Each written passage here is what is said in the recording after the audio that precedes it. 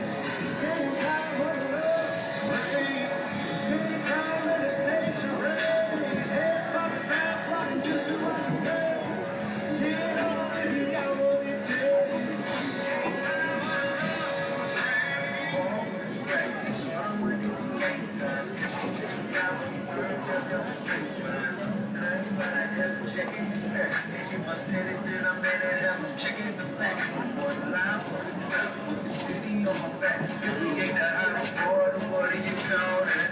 When they got it, boy, the haters just fall back. Can't stop them from rolling, cause I can bring all that. Every son of the Lord, where the ball at? Everywhere they got the legends and haters that call back. On one so good, you can see the ball back. Those cost more. I got my boys back, and I know they got mine.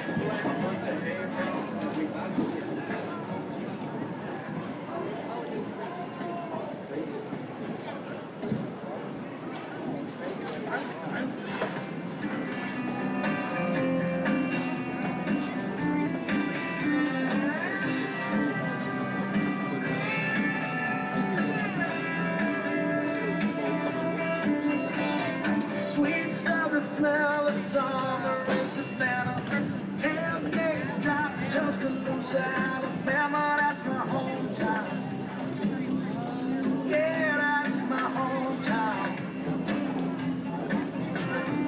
New York City, subway on the run. San Diego servers soaking in the sun. That's my hometown. America's my hometown. We got blue-collar people, little pretty houses, white church people, witches in a fountain. If you know every man on your street, and you know them, and you know me, that's my hometown. America's my hometown. Trash can fire, North Detroit, 7th Stretch, Chicago, Illinois, that's my hometown. America's my hometown. Down in Nashville, I'm in Hot Springs, Seattle, San Antonio, doing that. Blue-collar people, little big houses, white church people, wishes in a fountain. If you know every name on your street, and you know them, and you know me, that's my hometown. America's my hometown. Yeah, that's my hometown. America's my hometown. Stars shining down Memphis at night. Reminds me of those Las Vegas lights. Big Sky, Montana to New Orleans, and every one like city that sits in between. That's my hometown. America's my hometown. Yeah, that's my hometown. America's my hometown. Little big houses, white church people, witches in a fountain. If you know his name.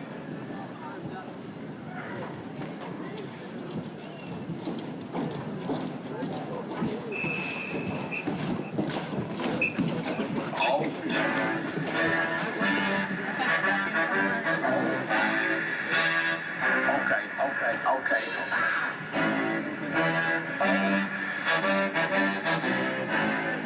I'm trying to be calm.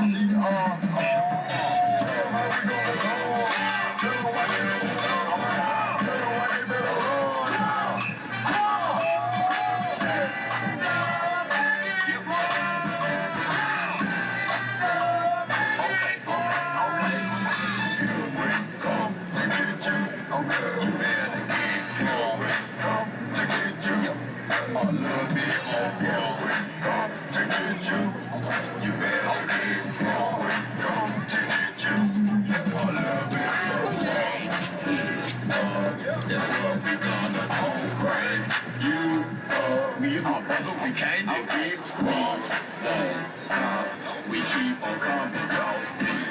Walk with, that's how big the range is.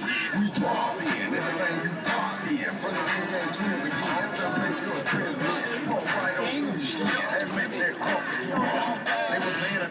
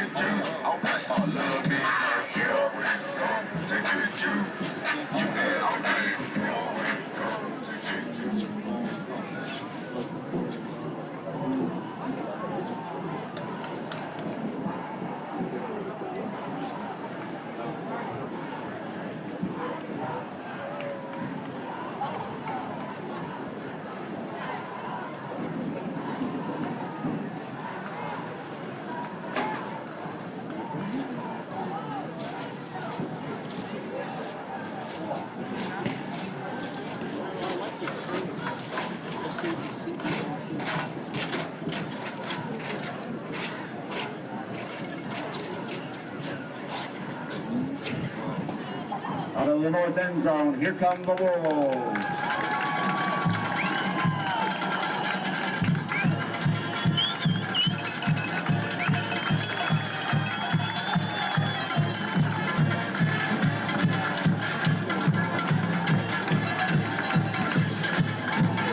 Welcome in tonight to Clarkston, Michigan, here in Oakland County, Michigan.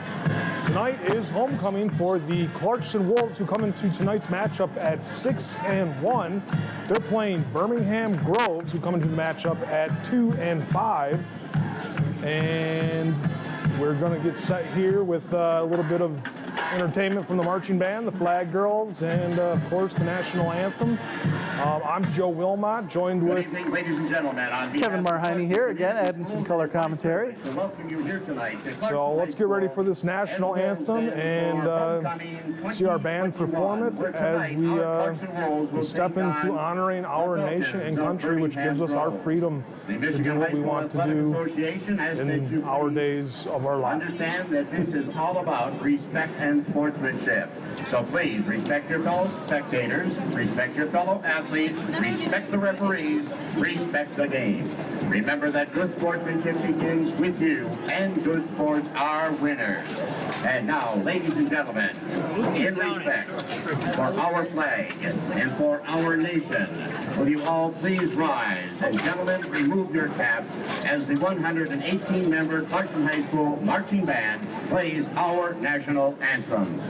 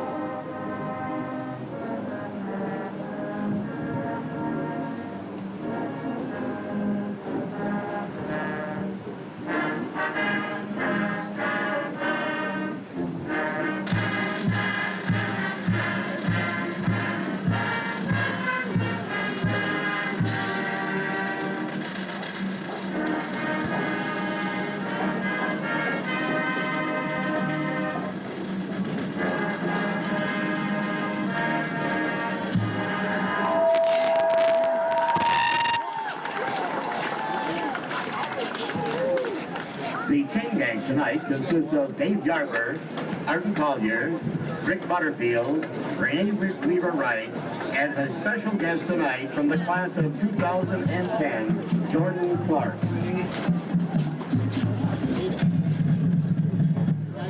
Groves won the toss. They did. Well, here we go. Clarkson will be receiving, defending the south end zone. Tonight's matchup is against the hometown Clarkston Wolves. who are looking to secure a strength of record with their 6-1 record, moving on into a 7-1 or 8-1 to close out the season if they can win back-to-back. But they're going to have to face this 2-5 Birmingham team and Birmingham Groves and see if they can put together some big plays. I know it's been raining, might be a factor in tonight's football game. Certainly, Joe. As we've discussed in previous weeks, one of the big challenges for the Wolves has been really themselves. They've made some mistakes early on in games that has made it difficult for them, but here tonight with the rain certainly could be a factor. But to your point, you know, they're 6-1 on the season, despite the issues they've had. Certainly have been pretty successful. I'm looking to build on that momentum heading into the playoffs. Kicking off for the Falcons is number 13, Chadwick Cole. The game they're going to have next week, which they don't want to look at that until after this game is complete and have the weekend to recap everything. Well, that's against Oak Park. But first things first, it is homecoming, and we are set to see some big plays from the Wolves. This one's taken up from the return area all the way upfield, and he keeps going and going and going. Gone into the end zone for a quick score, a touchdown return from receiving the football. Fantastic way to start a game there for the Wolves. 13 seconds in, it's now 6-0. Great play there to get that kickoff return. You know, Joe, we talked about it in previous weeks. Coach Richardson loves to start off fast and make sure that the team is fighting with the momentum behind them. Right here, the Wolves taking a 6-0 lead against the Falcons with that kickoff return. Kickoff return for a touchdown, going all the way up the field, fielded around the 20-yard line, taken into the end zone. Clarkson has a 6-0 lead over the Falcons, and an extra point depending on whether or not they are, which they do look like they have the tee set right there, and they will have a position player set to handle the snap as they're going to get ready to send this kick up, and let's see if it goes through the uprights.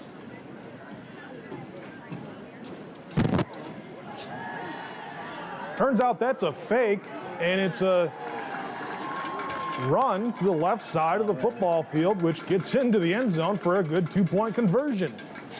Now, I know when you're scheduling your opponents, you're looking for, you know, not a big game on homecoming because you want to have a guaranteed win, basically. And that's essentially what they're getting when they come into this game against Groves, because Groves hasn't been the most, as we take a look at this replay, this run just outspeeds the defenders and is able to get into the end zone. Groves hasn't been able to generate very much momentum in their play time to get leads and get touchdowns and win football games. So really what we have to watch for in this game is, you know, how close is this going to be? What type of play style are we going to expect from the Wolves? And how is this going to unfold as that is dropped and then need in the backfield in the return area for for the ball to start at the 18-yard line? For the Falcons. Yeah, Joe, and I think to your point, obviously here, two different stories when you look at these two teams, right? The Wolves, as we've mentioned, headed to the playoffs, looking pretty good, looking to continue out a lot of positive momentum. The Falcons definitely having not a season that's having a whole lot of success. So when you look at these two teams, obviously you expect the Wolves to have the advantage, and we're going to look for them to eliminate some of those mental mistakes we've seen in other games here as they take to the field on defense. Here's the first play from the line of scrimmage as this one's handed off on a draw play, and this one's going up, breaking to the right side of the football field before he's arm tackled by the defender. Takes it up to about the 29-yard line. And that will be enough to move the chains there. So both teams getting off to good starts. Obviously, the Wolves having the electric kickoff return to start the game, but a nice first down run on their first play from the line of scrimmage for the Falcons. Now Clarkson getting the kick return for a touchdown to start this football game really set the tone, and now we just have to watch as these Falcons come to take their time to play spoiler in this homecoming football game. As we take a look at the motion man to the right, to the left. And here we go with the other motion man to the right, to the left. And here we go with the play action. And he's bootlegging out to the left side of the football field. He's got a man wide open. And that's completed for a catch. And that's going to bring up a first down after moving the chains.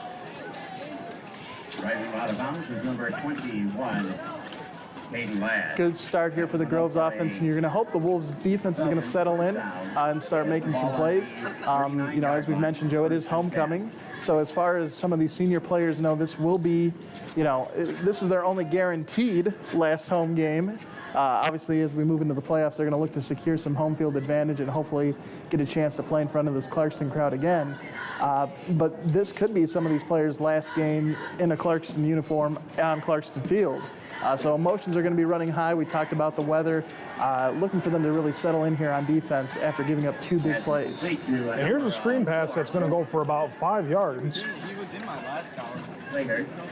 Nice read and reaction by the offensive line, and the defense was well aware of it, not giving up too many yards. I think one thing when we look at this game coming into, you know, the Clarkston Wolves and the Birmingham Groves team, the Falcons, is the fact that we want to see the Clarkston Wolves execute a football game and play a perfect football game, the best one of their season here tonight at homecoming, as this one gets blown up in the backfield, because we have yet to see a complete football game. What we saw last week against the Lake Orion Dragons was as close as a complete football game, but there were still some miscues on special teams. Yeah, certainly, Joe. I think if you look back to that Lake Orion game, it ended up being very lopsided in the Wolves' favor, but really it wasn't until the second half that Clarkston took over that game. So would certainly love to see Clarkston come out here for 4 quarters and really establish themselves against a team like Groves, where they should be able to do so. Now after that play gets blown up into the backfield, we have a 3rd down and 10 to go. And it looks as if we got a false start on the defensive tackle. That's going to be a 5-yard penalty on encroachment. And of course that will be accepted, and we'll move up the ball 5 yards closer to the first down marker. 5 yards back. And those are the types of mental mistakes we're talking about, Joe, that have been sort of the only things negative you could say about this Clarkston team so far we've seen this season. Their offense has been great, their defense has stepped up when needed, but there have been quite a few mental mistakes. Here we go with a 3rd down and 5. Shotgun formation with the single back there, and he's going to throw the ball. This one's thrown and up into the air to the tight end, I believe that was, and it was an incomplete pass as it was dropped, and that'll bring up 4th down. Clarkston looking to get the ball back and take more of a control in this football game. And great to see the Wolves there. As mentioned, you know, they sort of settled in there on defense. They gave up the 2 quick first downs, but then were able to force this punt here from Groves. Great job by the Wolves defense.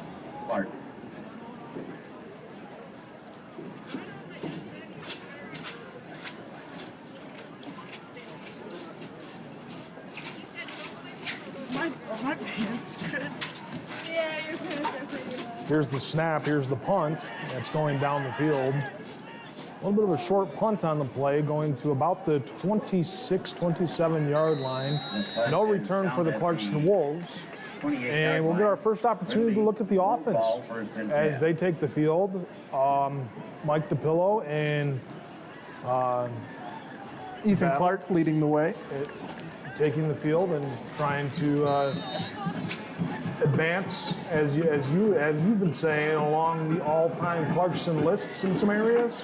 Yeah, Mark DePillo moved up. I believe he moved up to 6th in career passing touchdowns, and Ethan Clark also made some movement on the all-time rushing record. He's now over 2,300 yards for his career. So a lot of these Wolves players here chasing history as well as wins. And this is one of the last 2 final games that will be played during the course of the season. So, of course, you have the season. Do they count playoff stats in the regular season or as total all-time? Yep, I believe playoff stats do count towards their career stats, yes. As this one's handed off, and it's going to be dropped for only a gain of a yard. That'll bring up third down and about 5 yards to go. Stop with number 52, Henry Everett. Third down and 4. You can join us tonight by watching Birmingham Groves playing the Clarkson Wolves on Clarkson Community Schools YouTube page. That is available on YouTube/Clarkson Community Schools. As here's the pass. Has a little bit of time in the pocket, then scrambles to the left side of the football field, finds a man open. He breaks 2 tackles and is making his way up the field, makes another man miss, and he cuts up to midfield where he's got some space, and he's able to make it all the way to the 20-yard line before finally taken down by the Falcons defender. Lucas McKinney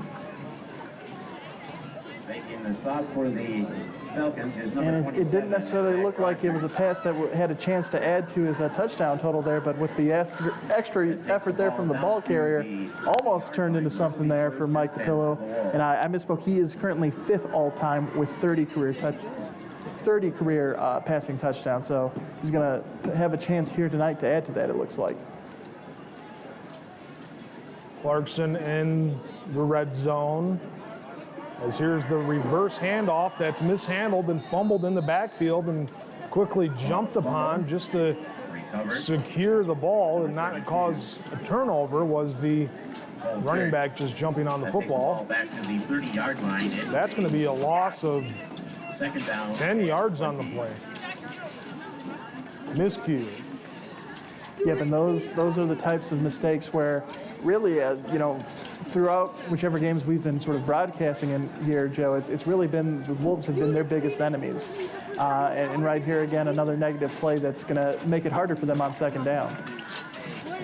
Here's second and long. And you see a screen pass. And that's going to be mishandled and not go anywhere, so that'll take us to third down. It'll bring up a third down. Yeah, pretty conservative call there. I think they were just trying to get some of those yardage back that they lost on first down. Being 3rd and 20 here, there really aren't a whole lot of 3rd and 20 plays in a playbook, so expecting that the Wolves come out here and potentially do another conservative play call, though they do have 3 wide here to the left side of the field. They do decide to play a conservative play and hand it off up the middle. That goes for a good gain, but not enough for a first down. Let's see if they send out the field goal unit or if they decide to stay on the field and try to convert this 4th down and long. 4th down and 11. Yeah, we haven't seen much of the field goal unit this season, so it'll be interesting to see what they do here on 4th and 11, but it does look like they will keep the offense on the field. Typically we see that on 3rd down situations or 2nd down situations, 2nd and long. You want to get yourself in 3rd down and medium, but this is what we've seen in this situation is instead of 2nd and medium or 3rd and medium, we've seen 3rd and long, 4th and long, but shorter, divided by 2, half the distance that we saw on the 3rd down play. As there's a reverse, and that's just going to be a trick play as look to be handed off, then thrown to the wide receiver on the right side of the football field, then thrown to the wide receiver all the way down into the end zone. That's a trick play that's good for a Clarkson Wolves touchdown. We'll look here at this replay. As it was just tossed to the right side of the field and then lateral behind to a wide receiver who finds an open man in the end zone. And that's going to be good for another 6 points. Those were always some of my favorite plays to run in practice. Those were how we used to, I think it was the fun part before we started conditioning was always you'd sort of end practice with doing some of those quick plays. You'd work on them, and right there has to feel good for the Clarkson team to execute on that one when it's called up. So that brings up a first quarter score of 15-0 Wolves over Falcons. And it looked like that was something that you definitely want to see if you're the coaches on a 4th down situation, 4th down and long. The point that I was trying to get to before I took too long and they had snapped the football was that it was 3rd down and long, but it was a 3rd down and 20. They moved into a 4th down and 11, 4th down and 10, which was a better distance than the 3rd down and 20 or 4th and 20. So then when they got into that distance, they decided to run the trick play, which was able to be executed successfully to get them the 7 points and put them up 15-0. Yeah, almost lulled Groves into a false sense of security there. They had the 2 conservative play calls, the screen followed by the draw, and then they went for the home run there on the 4th and 11. And great to see them come up with it. So here's the kick, and that's going to be fielded at about the 25-yard line before he's brought down by Clarkson Wolves defenders at the 31-yard line. Picked up by number 88. And here comes the Falcons looking to put something together on offense and try to strike back in this homecoming matchup against the favored team, the Clarkson Wolves. Ball on the 31-yard line in the 1st and 10. Falcons. Yeah, for the most part, Clarkson has been very good on the season. Of course, they are 6-1. Their only loss coming to West Bloomfield, and that happened in a close game in overtime. So, really, a game where Clarkson should be considered a heavy favorite. Here's a stretch play out to the right side of the football field, and that's going to be dropped at the 32-yard line. Good defense on the play as they were able to quickly get over there and cover up the ball carrier. So the gain on the play was only 2 yards. Gain of 2, 2nd and 8. And right now, Joe, it's really seeming like this Clarkson Wolves defense has settled in and is really starting to play very well. So we'll have to see if they can continue that here because, you know, with the first possession Groves had, they did start off pretty quick on offense. But since those 2 first downs, Clarkson defense certainly rising to the occasion. Here's the tight end in motion. Resets on the right side of the line. Fullback in motion. And here's a handoff up the gut. And that goes for about 3 yards. You take a look at size comparison about these two teams. Take a look at the Clarkson sideline, then take a look at the Grove sideline. As you can see, oh, here comes some more Groves players, but they weren't all there just a second ago. But, you know, that and the size of these Clarkson Wolves, you know, playing bigger, stronger, faster football than their opponent. Here's a handoff that's broken. Here's a handoff that's taken up the field after a broken tackle. And it looks like he was down before he fumbled the football, so there's not going to be a fumble on that play. But he was able to create some space and get into first down territory. It's a nice run there, absorbing the contact, keep running, picking up the first down there for the Falcons. They are now across midfield after the 50-yard line at the 52. 3:15 set here to go in the first quarter. Tight end in motion. Quarterback, I formation, sends fullback to the right. And here's another pulling play where the guard pulls and the running back moves up the field for a big gain on the play. One thing interesting about Groves, as you mentioned, they were in the I formation there, Joe. They're one of the few teams we've seen so far this year that lines up with the quarterback under center here for a majority of the plays. Clarkson themselves, of course, they like to run the spread and usually have the quarterback in the shotgun.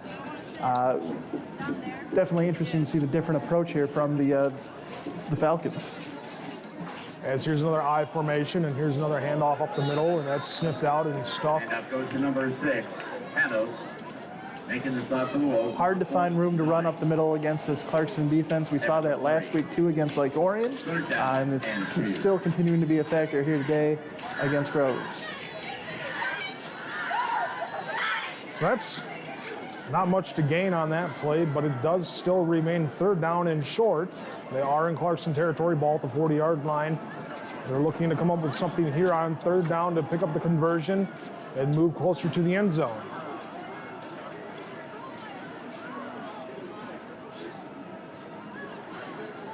Here's the handoff.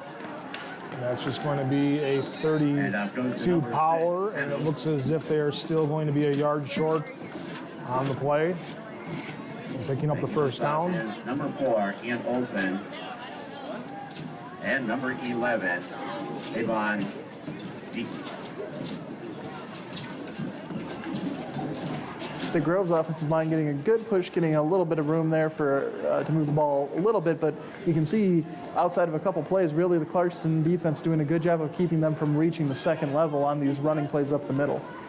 Here we go, it's 4th down. Let's see what they decide to do. They hand it to the fullback, see if he can make some Wolves push back. Number 4. We'll have to see where they spot this one. It looks like the chains are getting ready to move. Later. And it looks as if they are going to move those chains for Groves and say the fullback did get enough push, not enough resistance by the Wolves, and they were pushed back. And that gives them a first down. Almost getting off the field right there, but I know one thing when you're playing defense and you give up a 4th down conversion or another 3rd down conversion, you have to start all over, and it could bring up some fatigue for the defense as this play's stretched out to the left side of the football field, and that's going to be a gain of 2 yards after the handoff to the running back that went to the left. Clock winding here in the first quarters. We're getting close to the end here, but Joe, as you mentioned, you know, really we expect Clarkston, the outcome of this game for Clarkston to get a win, and we're trying to look for them to have a complete game. So, you know, you just spoke about how in that situation was a missed opportunity for the Wolves to get off the field. You know, against better competition, you really need to capitalize on that. So you really wish that you could have seen the Wolves defense hold them there on 4th down, but not a lot for the Wolves to worry about, but just a little bit of nitpicking on our part, saying that, you know, these are the type of things that can be the difference between a team that's good and a team that's great.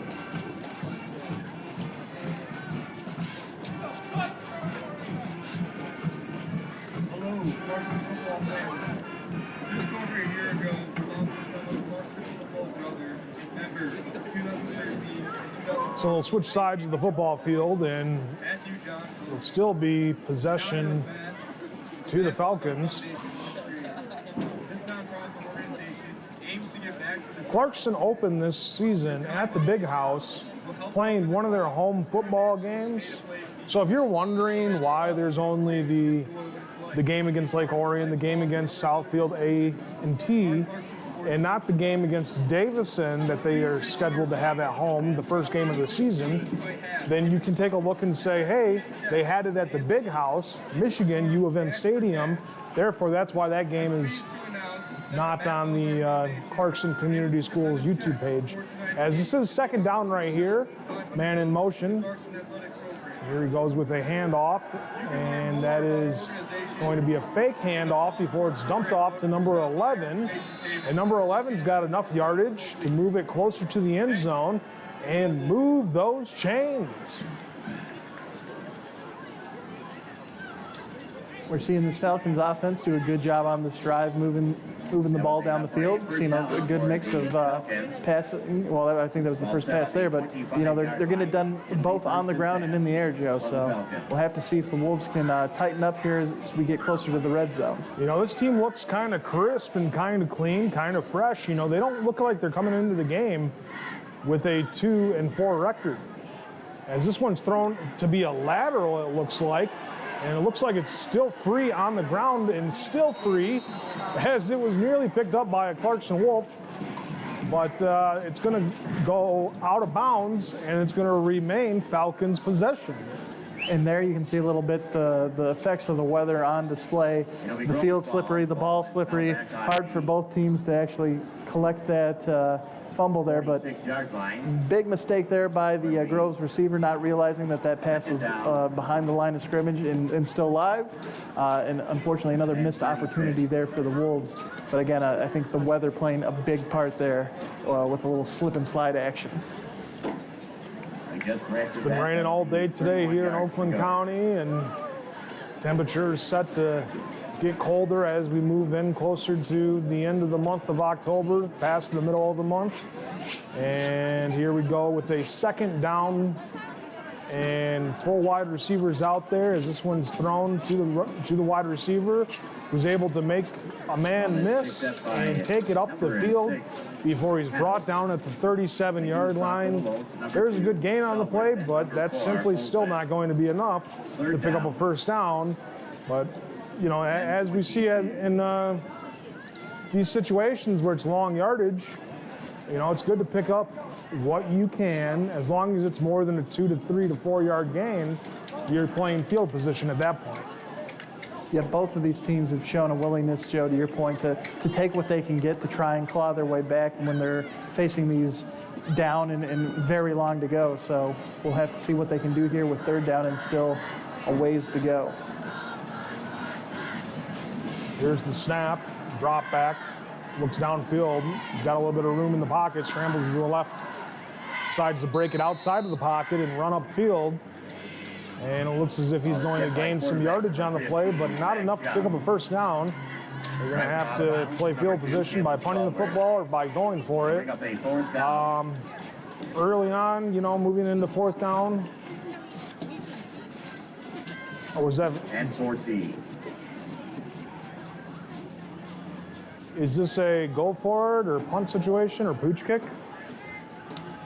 You know, it's hard to say. They do have the ball in Clarkston territory, so if you do end up turning over on downs, it's not a huge deal. You know, you're still in the terms of the battle field position in pretty good shape. So I would try and go for this and try and pick up as much as you can here, I suppose, if you don't feel like you have a kicker who can hit a 40-plus yard field goal. So there's pressure on the quarterback before he's dropped by a herd of wolves, pack of wolves. And typically see herds of wolves, but packs of wolves. That's probably the worst case scenario right there for Groves. Going forward on that 4th and long, don't want to give up a sack because, you know, as we mentioned, you're in Wolves territory. It's not that bad if you turn it over, but when you lose some more yardage and get them even closer to midfield, not great for turning the ball over there to this Wolves offense that has been pretty electric so far here tonight. So all Wolves are back in shotgun formation. Here we go with a handoff to the left. It's going to be a gain of 3 yards. Ethan Clark making the stop is number 9, Josh Moore. Ethan Clark there trying to add to his career rushing total, picking up a 3 there.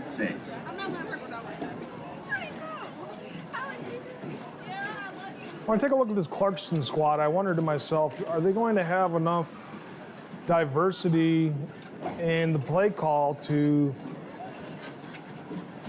play against the elite teams? And I just, I watch them as they take this ball up the field for a first down on a draw play, and they're kind of having their way with this Groves Falcons team.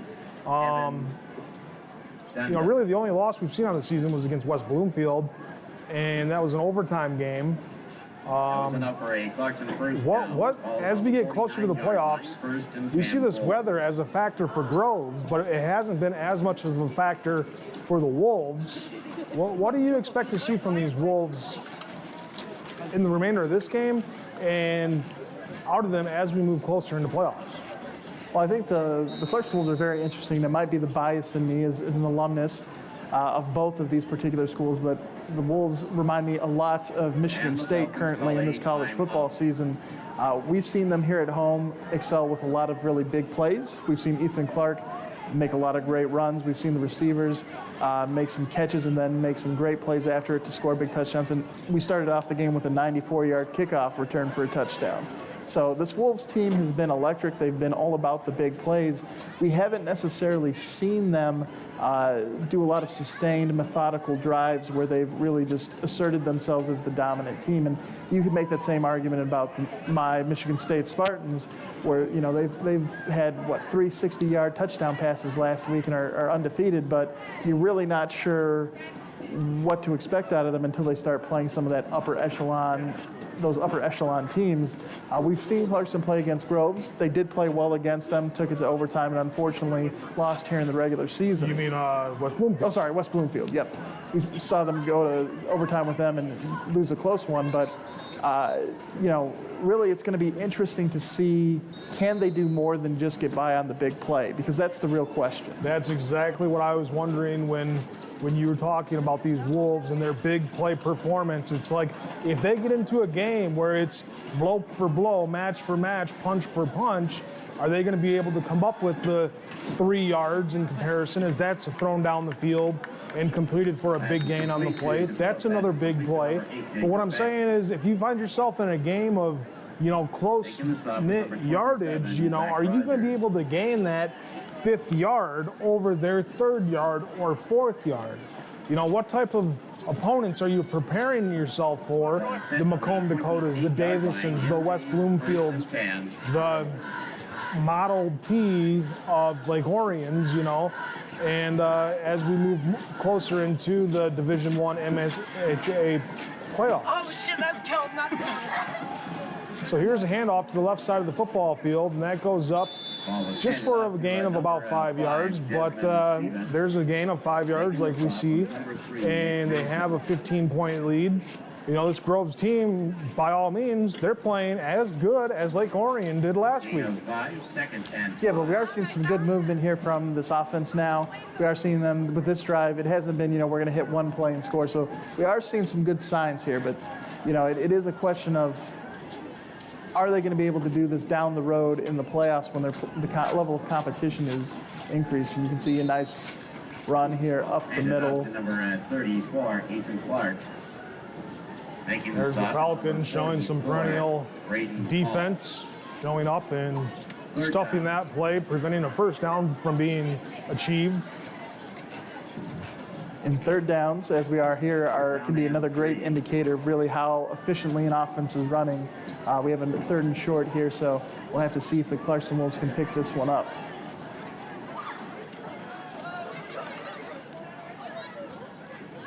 So here's a handoff. Right side of the field, he's got some space, makes his way up the field, makes a man miss, jukes back again, breaks a tackle, breaks more tackles, gets all the way down to the 4-yard line before finally being taken down by a Falcon defender. And that was a lot of shifting, a lot of dancing, and a lot of making people miss and creating as much yardage as possible. And there is a flag on the play here, but that's also a thing that we have to take into consideration when it comes to the big plays, Joe. You can't really apologize for big plays, right? You can see there that individual effort there to help get that extra yardage, the shake and bakes that were on display. You know, you can't fault players for making plays, so you know, it's really hard to get a barometer of, you know, is it just, do the Wolves just have big play potential, or is it just they're making the plays and they're just, you know, unapologetic for doing what they do when they do it? As you say that shake and bake, I got a taste of baking soda in my mouth for some reason right First now. down and goal to go. That penalty was against Groves there, so it will be 1st and goal here. So here's the snap, here's the draw up the middle, and we have no sign from the referee as of yet. Hand it off to number 34, Ethan Clark, who It does look like they're going to give him the touchdown on the play, which brings it to 21-0. Touchdown, Clarkson Wolves.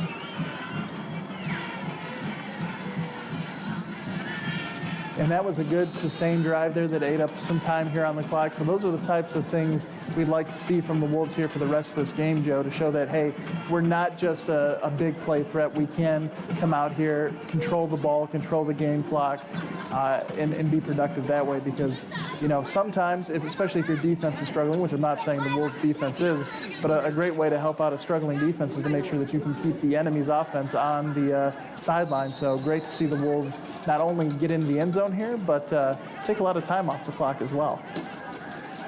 outside. Looks like we were going to get an offsides penalty on the defense.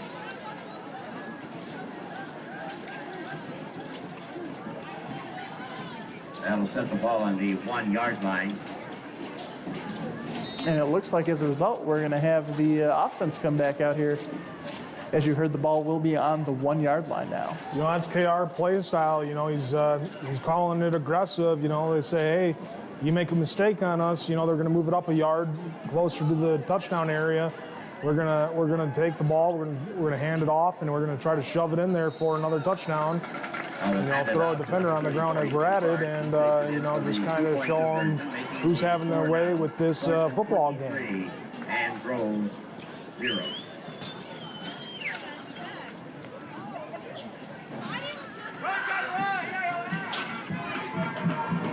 So 23-0 here, Joe. The Wolves will get ready to kick off to the Falcons. 7 minutes and 17 seconds still left here in the second quarter. Not really surprising what we're seeing. I think we came into this game expecting the Wolves to come out here and get a win.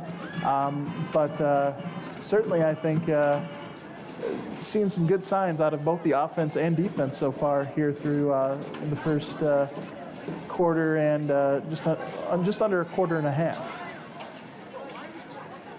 Back deep for the Falcons is number 10. Clarkson playing to their potential, playing a complete football game so far.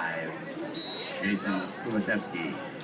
We've seen them capitalize on the miscues that Groves has had, such as that backwards pass, that lateral that went out of bounds, and we've seen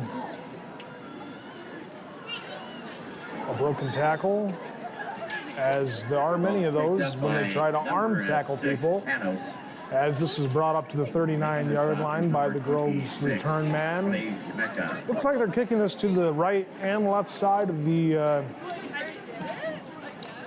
backfield when they're kicking this off. Do you think if they were to just let that go, that would be a penalty?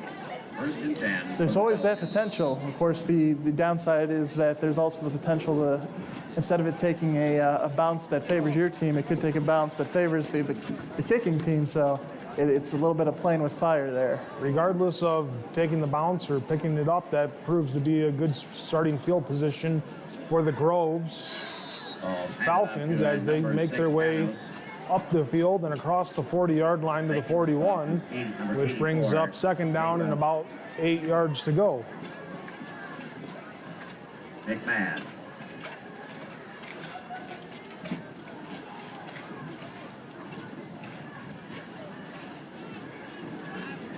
Clock continuing to run here in the second quarter, but we've seen this Groves offense have some success against the Wolves defense today. Overall, the Wolves defense has definitely stepped up and made it so that they've forced the ball out of the Falcons' hands. But really, you can't fall asleep on these Falcons because they do have a chance for that big play potential.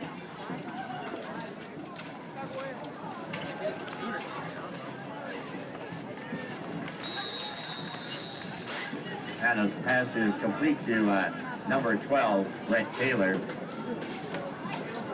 And making the stop for the Wolves is number 5, Desmond Stevens. All right, so Third down and 3. Third down and 3 to go. Had a completion there that will bring up the third and short.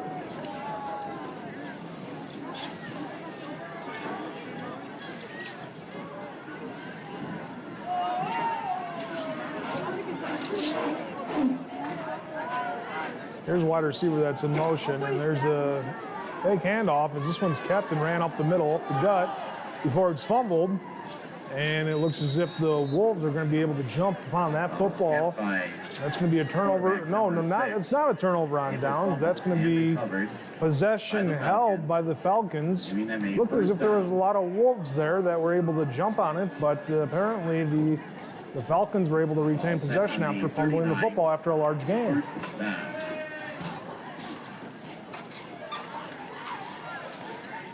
Yeah, nice run there by the quarterback on that design QB keeper, but certainly want to hold on to that ball moving forward.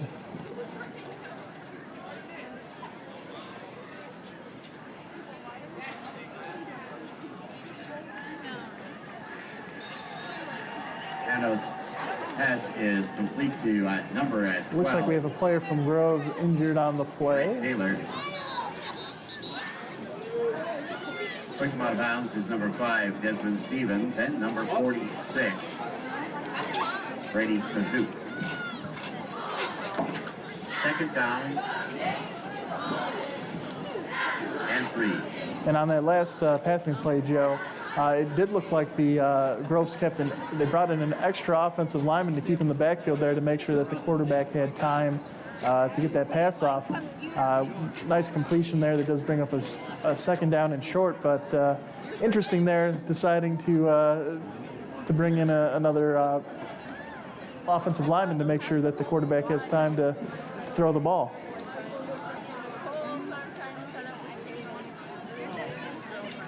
Yeah, this is a drive where you'd like to see some points if you're the Falcons, and you'd like to be able to put something up at the end of the first half.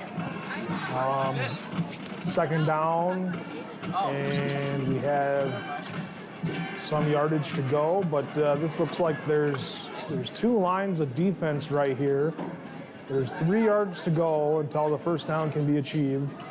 And it looks as if he's going to try to keep this one himself, that being number 6. Number 6 quarterback. Stavros Panos, the running back / DB. He is a senior. And it looks as if he's playing in the Wildcat formation, which is what was ran right there, as it was a direct snap to number 6. Panos. Yeah, we saw a great push there from the Clarkston defensive line, able to get back there and blow that play up in the backfield. So great job by the Wolves defense. So here comes the third down, manageable, 5 yards to go. Run or pass, you can see either or. And here's the pass from number 6 as this is thrown down the field, double coverage. And it's going to be intercepted, and he's got some space to return this one as he cuts it upfield. Got some speed, takes it all the way back to the 25-yard line, and that's going to be a good return on the interception on a 3rd down and 5. Clarkson takes over. Let's take a look at this replay. Looks like that ball was underthrown, and it was able to be picked up in the air and taken back to the 25-yard line. Yeah, great play there by number 5 for the Wolves. Did a fantastic job reading that all the way and just making a clean play on the ball there. Number 5 for the Wolves is Desmond Stevens, wide receiver / DB, graduate of 2024. Number 32. So he's proved to be a sophomore on this football team, as the youth is, Took the ball down to the 49. KR likes to have the youth on the football team to have them be starters for 1, 2, 3 years if they can be, and create more of a dynasty type of situation than a 1 year and then a sinkage year and then a positive year and like that. He likes to create a dynasty of winning football teams. As here's another throw, and this goes across the 40-yard line. It's going to be close to the first down marker. It's going to be a 2nd and 1. The Wolves very fortunate to have players like Desmond there that can contribute, underclassmen, getting not only experience that'll help them mature as players, but to see them perform and make some plays here down the stretch is going to be huge, not only for the Wolves this year, but Joe, to your point, as they move forward in future seasons. Here's the handoff to Ethan Clark as he's got some space, makes some people miss, doing some juke moves, but generally stays within the center of the football field, takes it down to about the 11-yard line, and is moving on up that list on the all-time rushing yardage and moving closer to the end zone is the Clarkson Wolves. And on this homecoming night here, Friday night, October 15th, Clarkson is having a runaway so far against these Birmingham Groves Falcons. Call a time out. Got another timeout here, so we will take a break in the action. But to your point, Joe, not a whole lot. I mean, we've seen some plays from the Falcons. It's not like they haven't been out here and have had no success today, but really the Wolves have really stepped up. Every time it seems like the Falcons are going to get something going on offense and have either found a way to get them to turn the ball over on downs, or just like the last drive ended with that interception. So great work so far out of the Wolves. Let's get a chance to take a look at some of these Wolves. We got number 54, which is Gavin Donchez, 6'3", left guard, 260 pounds, class of 2022. He'll graduate this year. And we have number 72, Cole Dillinger, 6'4", O-line, D-line, 280 pounds, class of 2023. And we have number, what is that, 70? Gage Hinkian, 6'1", 255 guard. So like we were saying earlier on, as this is snapped to the quarterback, that's thrown to the wide receiver in the end zone, overthrows his wide receiver, incomplete pass. Well, we see some big boys playing on this offense and defensive line for these Clarkson Wolves. Yeah, and I think it really speaks to, the program. Obviously, player size is, out of coach's control, but just the success that the Clarkson program has encouraged, I think, families to consider moving to the area and things like that. So if you have a son that may have a potential in D1 in college football, you certainly look at Clarkson as a program that can help them get there. Because, we have players now that are going to Michigan State and going to LSU and being recruited all across the country. So great to see these young men get a chance out here and to show off their skills on homecoming. Another big lineman they have is 6'3", 285 center, Jacob Lennardson. So he's playing center. He's class of 2023. And then I think the only offensive lineman we haven't given any love to yet is number 76, who is Keegan Kelly, 6'7", 285 offensive tackle. And as a unit, really, so far from all the games we've been lucky enough to commentate on, Joe, this offensive line has played tremendously. Here's a pass that's caught, and it's quickly closed down by the Falcons. The Falcons flying to the football and shutting that catch, that movement towards the end zone, down on the play. Zach Rogers. That'll bring up another fourth down here. Fourth down, third down, fourth down, yep. And we'll have to see what happens here. Of course, the last fourth down the Wolves faced when they were in the Falcons' territory, they ran that trick play and ended up putting up a touchdown, but we'll have to see. Not as far to go here. We'll see what sort of play call Coach Richardson dials up. Mike DePillo comes into the football game and has been playing quarterback for the Clarkson Wolves. He is 6'6", 215, and graduates in the year 2022.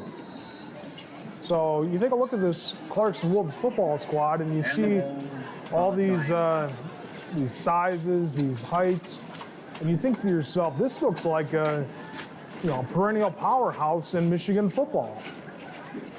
Yeah, certainly over the last few years here, the Clarkson, obviously they had the state championships in back-to-back in 2013 and 2014, the one in 2017. They're putting up a sustained track record of success here. And I think that's, like I said, helping to attract families to bring their kids they're here to give them a chance to play for a program that has shown that they can help showcase their skills and help breed a winning environment for them to play in. Number 9 is in the formation, and he is Malik Battle, a 6'1", 235 fullback defensive tackle. And also that we have in the huddle is number 88, Brody Kozin, at 6'6", 205, tight end and outside linebacker, class of 2024.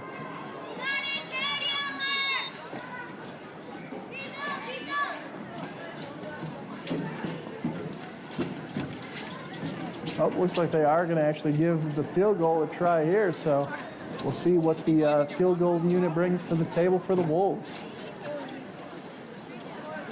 You don't think it's down here? 15 on the hold, that's Lucas McKinney.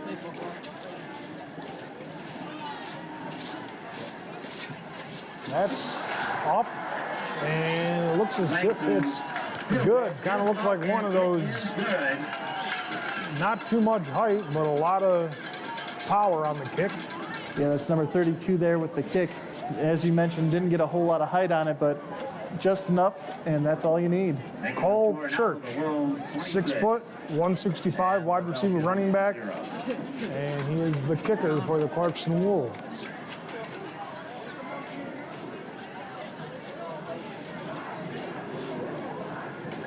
So special teams showing up here tonight, playing good football on all offense, all defense, all special teams.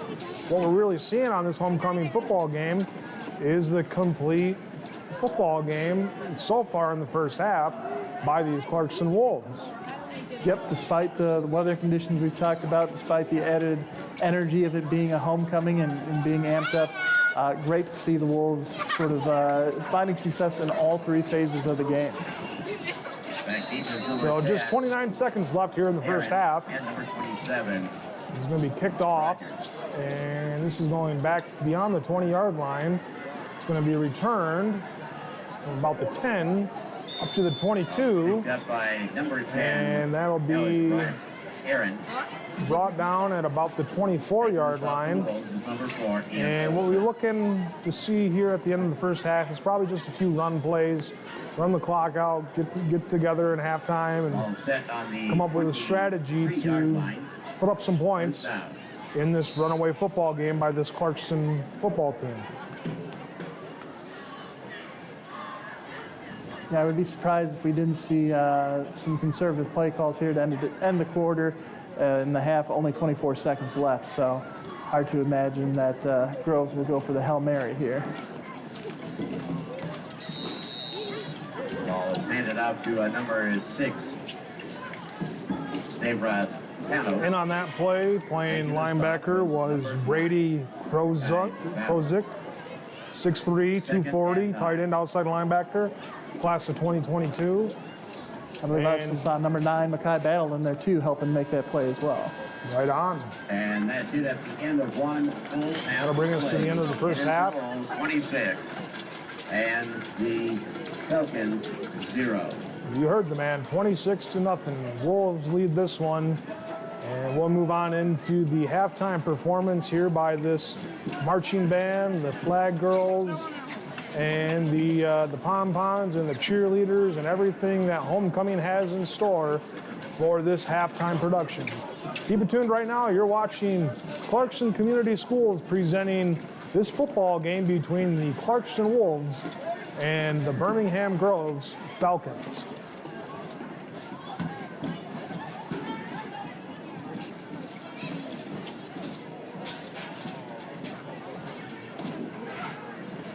And welcome to Homecoming Halftime 2021.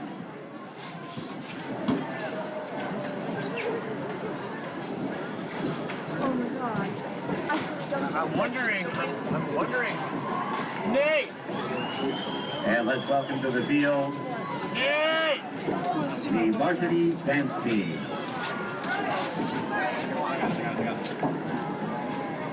Nate! Hey! I'm chilling. It's not that exciting to watch, I'm not gonna lie.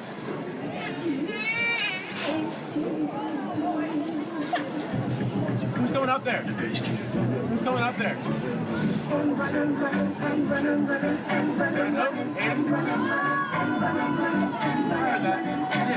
Contact, there's no disrespect, so when I bust around, you break your necks. We got 5 minutes for us to disconnect from all intellect and let the rhythm affect you. The inhibition, follow your intuition. We ain't so bad way for tradition. When we be out, well, it's gonna be that. When it's going out, we roll out. Burn till it's burned out, burn till it's burned out. Acting up from the Northwest East Side. Everybody, let's get into it. Get stoned, get started. I got freaky, baby. I was chilling with the ladies. I didn't come to get bougie. I came here to get crazy. I was born to get wild. That's my style. I hope you didn't know that. Well, baby, now you know now.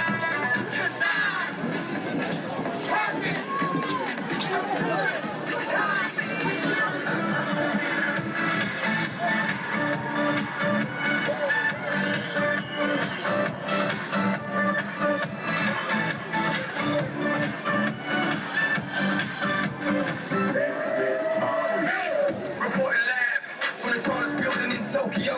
Long way from them hallways, filled with souls and OJs. They ain't counting always, real fat all day. Now, baby, we can party. Oh, baby, we can party.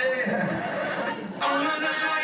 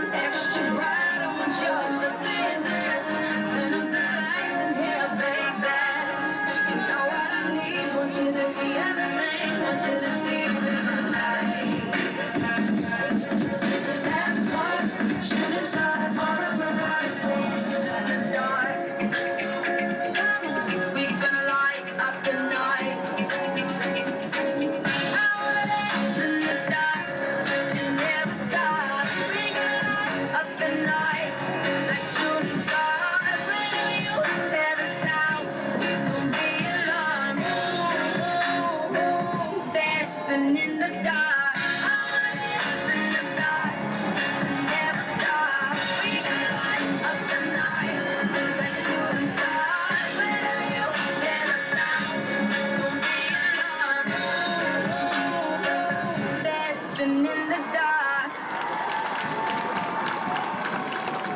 The varsity dance team.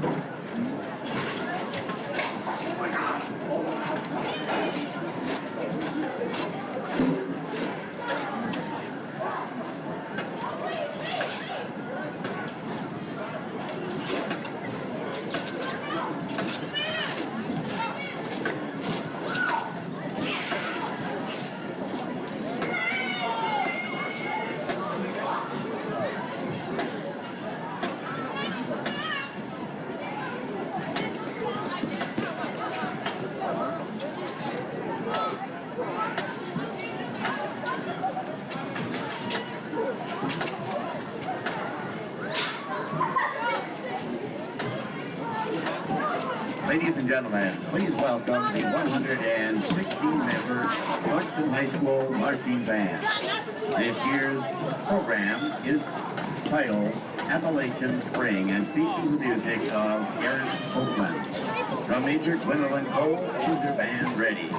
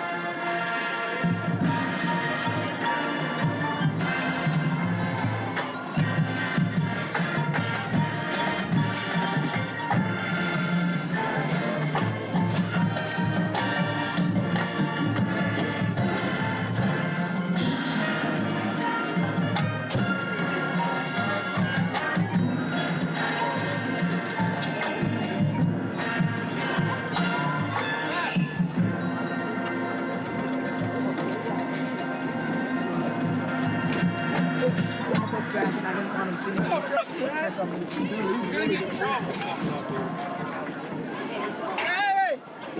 Jake!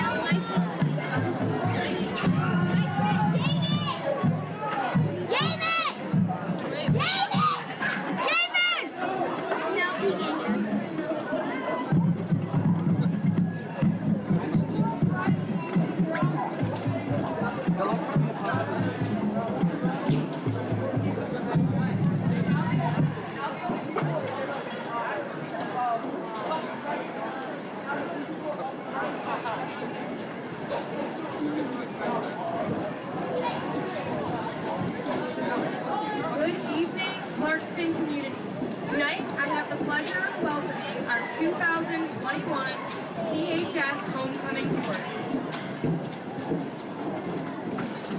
Up first, we have the sophomore class royalty, Nina Richardson, accompanied by Micah Brown. For the junior class winners, we have Sam Miller, Jacob Boysberg.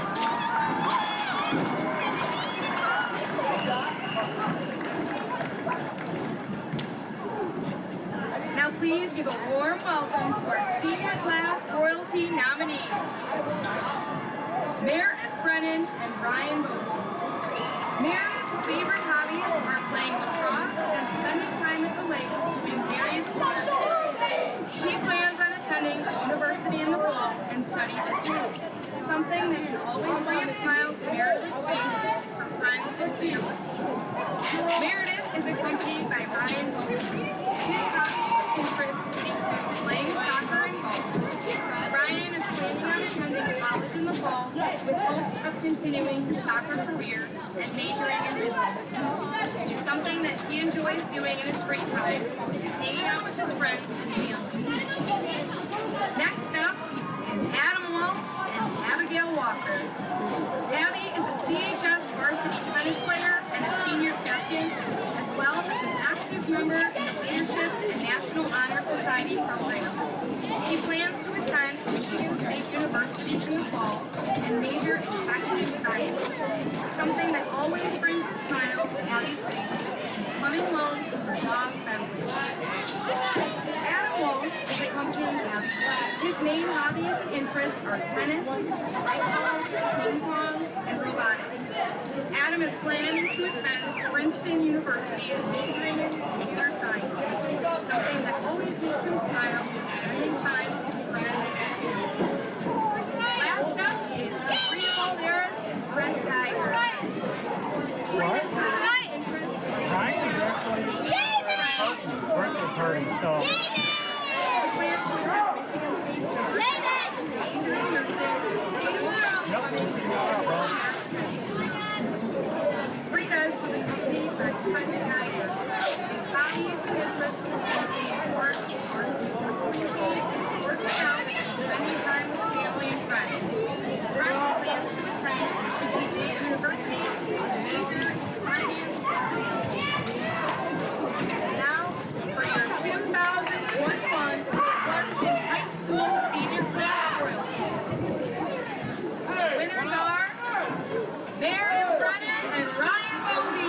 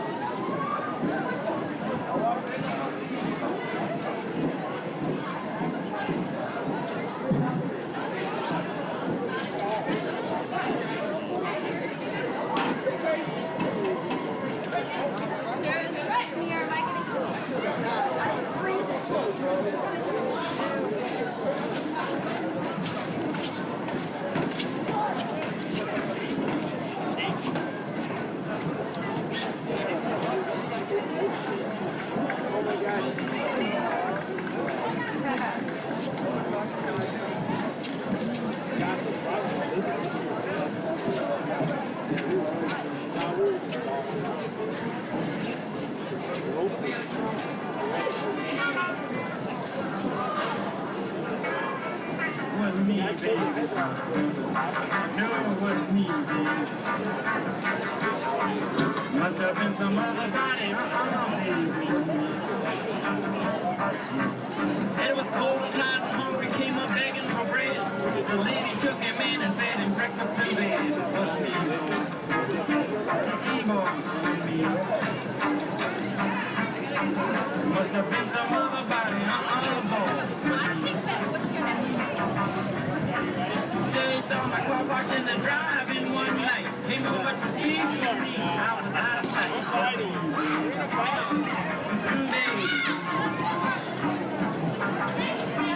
Must have been some other body It's a shrewd young whippersnapper, love to run and play. But the drag board got him saying something in the day. Wasn't me. Wasn't me. Must have been some other body, sorry. Wasn't me. I met a German girl in England who was going to school in France. Said we danced in Mississippi at an Alabama dance. Wasn't me. No, wasn't me. Must have been some other body, Wailing down the freeway, testing out my cruising power. State trooper trailing, clocked at 90 miles an hour. Wasn't me, Sheriff. Sheriff, wasn't me. It must have been some other body, Sheriff, wasn't me. Calling for brave young soldiers needed on the front row. Lieutenant said, which one of y'all volunteered to go? Wasn't me, Sheriff. Sheriff, wasn't me.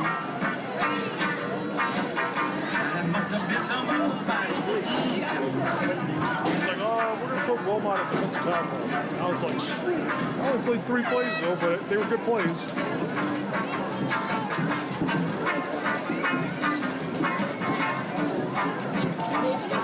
I saw Aiden and they were down there. I just saw him. Are you sure? Are you sure? It's a pretty good deal. You want us to first? Yeah, I think so.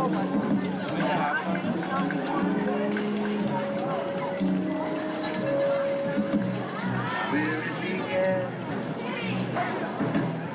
I can't begin to know. But then I know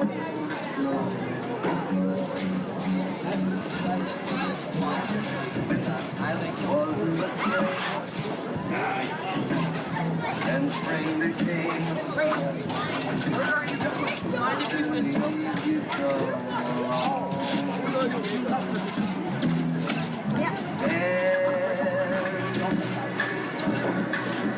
touching hands, reaching out, touching me, touching you. Sweet Caroline, time never seems so long.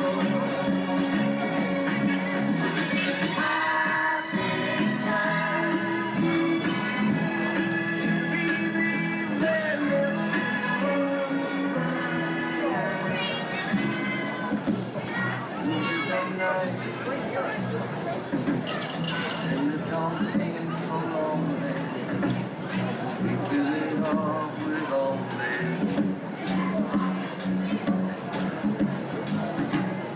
And when I have that burden runs off my shoulder, how can I hurt?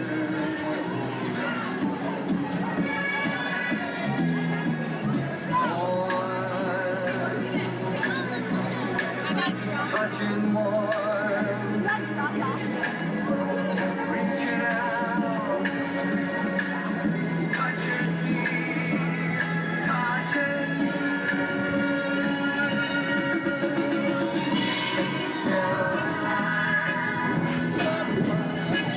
Time never seems so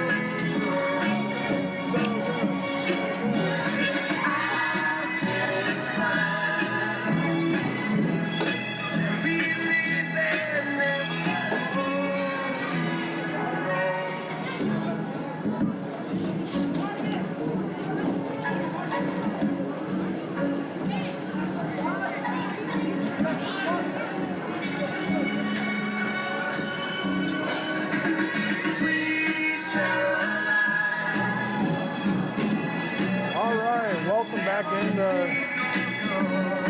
Clarkson High School football.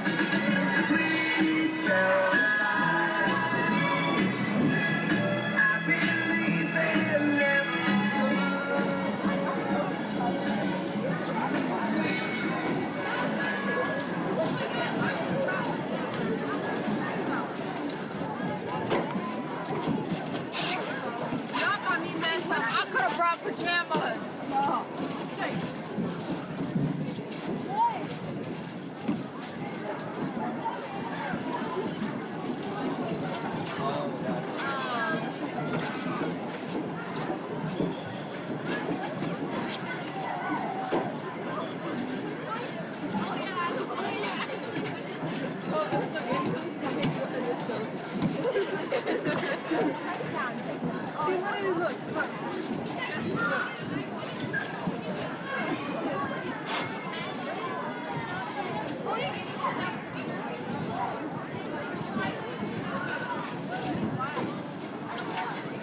start the second half, Clarkson will be kicking off and defending the north goal.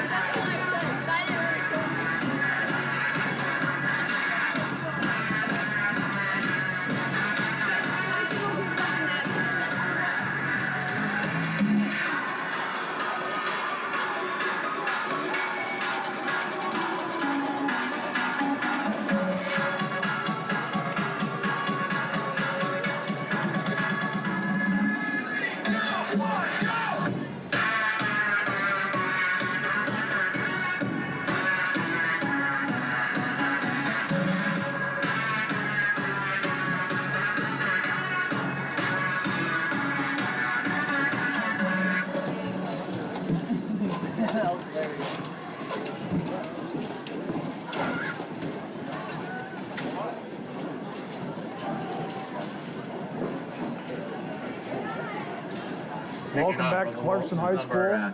45, Jason Kulishevsky. Wolves are currently leading this football game 26-0 against the Birmingham Groves Falcons. I'm Joe Wilmot, joined with Kevin Marhani coming here for the second half action. Heading back deep for the Falcons is number 27. And Joe, I think before we have this kickoff here, we should take a second to thank the great production staff here at Clarkson High School for helping to bring this game to you on YouTube, as well as the Independence Television staff. most certainly right on there, Kevin. As this one's fielded and brought up to the 20-yard line and Picked up by quickly tackled by a pack of Wolves. Cleaner. Making the stop was number 4, Ian Olsen. Number 21, Caden Ladd. And number 59, Jacob Hoiberg. I think if you're the Falcons in the second half, you look at the game and you say, Ball's on the we're 21-yard 2-5 line. on the season. First down. We're playing Clarkson on homecoming. What can we do to generate momentum going into the final week of the season? Because their season's just about over with. But what do they want to do in this final, 6 quarters that they have remaining in the football season? Yeah, I think it's going to be important here for their seniors, obviously, to finish out the season with some pride and to enjoy their time here. Because for a lot of these young football players, Joe, they're not going to get the opportunity to necessarily go play in college. So this will be sort of their last little bit of organized football they really get to play. So they obviously want to give them the opportunity to make the most out of that. And then for the underclassmen, getting them some experience so that they can take that into the seasons moving forward is going to be big for Groves as well. Here we go on second down, and there's a handoff to the fullback who's able to take it upfield. Handed off to number 4. Picks up a few yards before being quickly taken down on the play by the defense. Flaherty. And as you heard, that was number 4, Logan Flaherty there on the carry. 84, Jacob McMahon. And number 23, Jalen Wilson. Third down and 4 yards to go. Jalen Wilson there, number 23, who was part of that Wolves combo on the tackle, is a junior defensive back.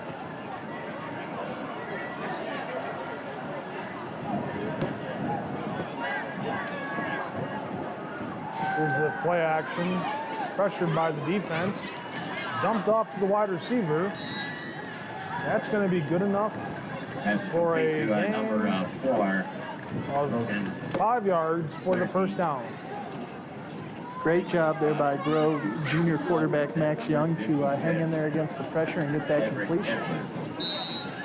That was enough for a first down for the Falcons. Ball's on the 32-yard line, 1st and 10.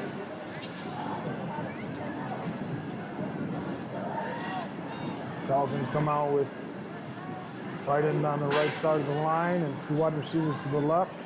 I formation as this is handed off up the middle. And up goes to Looks to be number about 6. a 33 Meadows. power, but it was handed off to the fullback on the play. Where he's able to go up the field and get past the initial line of scrimmage before being taken down by the linebacker. Avon, thank you. Yeah, and solid effort there by number 6, Stravos Panos, the senior running back for Groves. 2nd down and 3. Another quick snap, and that's going to be on the ground, and Ball was looks like fumbled they're going to call fumble, recovered by Groves. and recovered by Groves. 3rd down. Yeah, you can see both the center and many of the other players out there have some towels. Again, rain was certainly more of an issue in the first half, but you can see there on that fumbled snap, Joe, still something that both teams are going to have to contend with here as we move forward in this game. They had a little bit of good momentum, and they were moving the ball down the field before that miscue. Drops them back for some yardage that is lost on the play, kind of takes away the forward momentum, the forward gains that they were having, and brings them up to a 3rd down in over medium And the situation. Falcons call a timeout. Yeah, it looks like we will have a timeout here from Groves. This will be their first of the second half.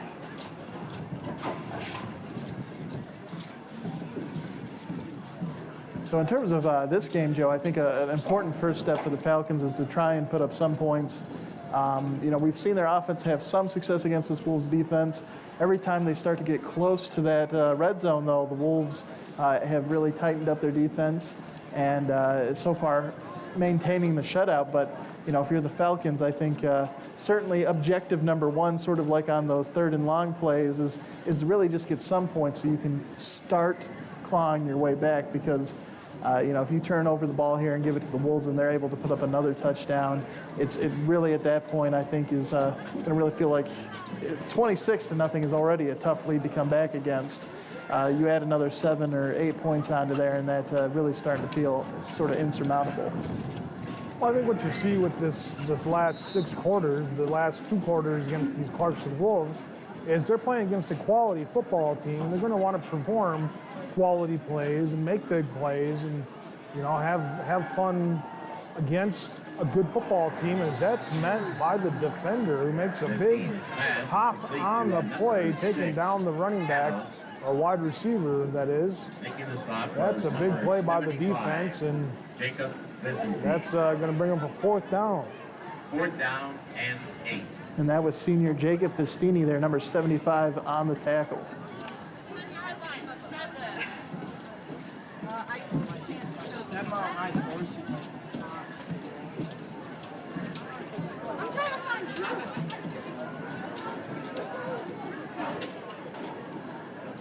So we line up in punt formation, getting ready to give the ball back to the Wolves.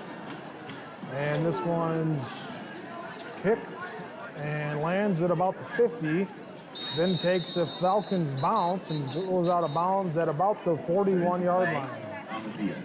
Net punt of about 30 yards on the play. At the 42-yard line. But there is a flag.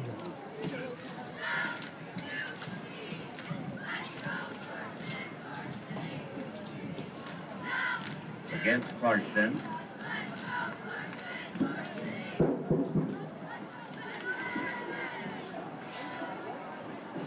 Personal foul.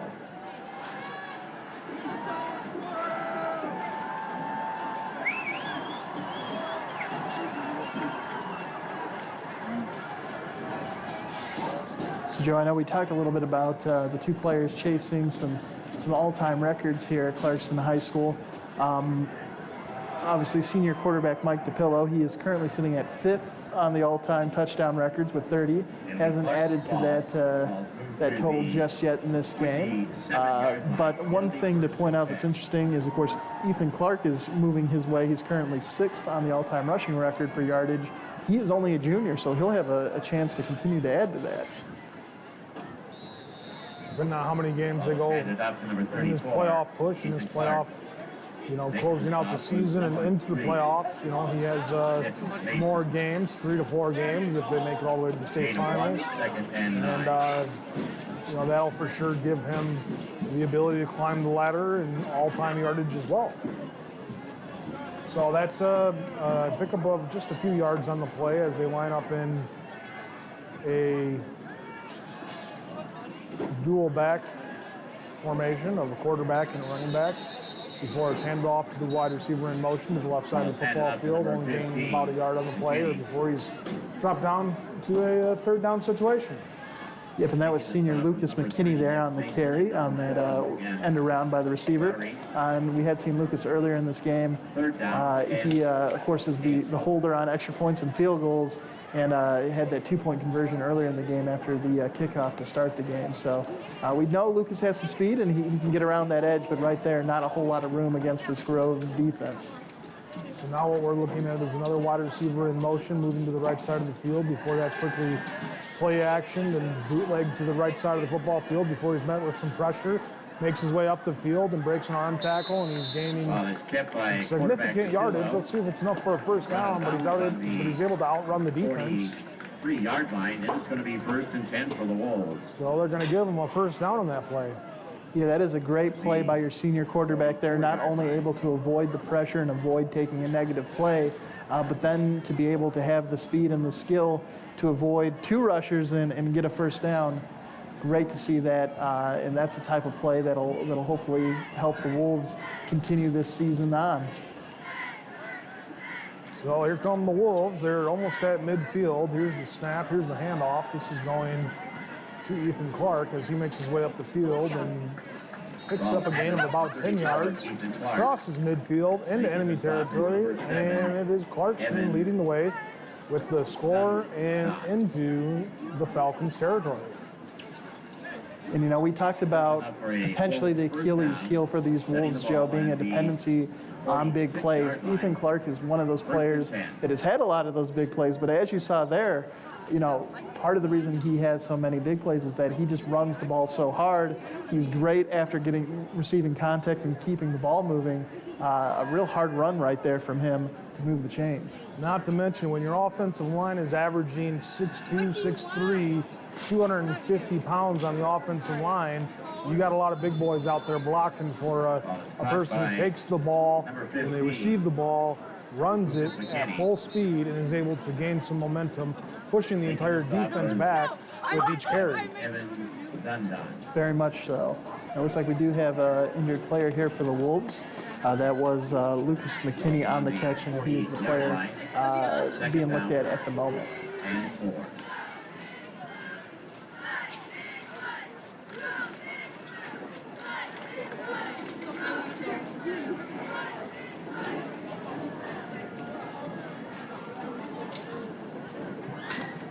5:37 remaining in the third quarter.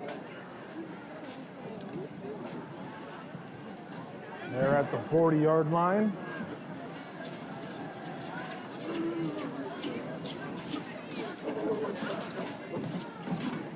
Here's the handoff.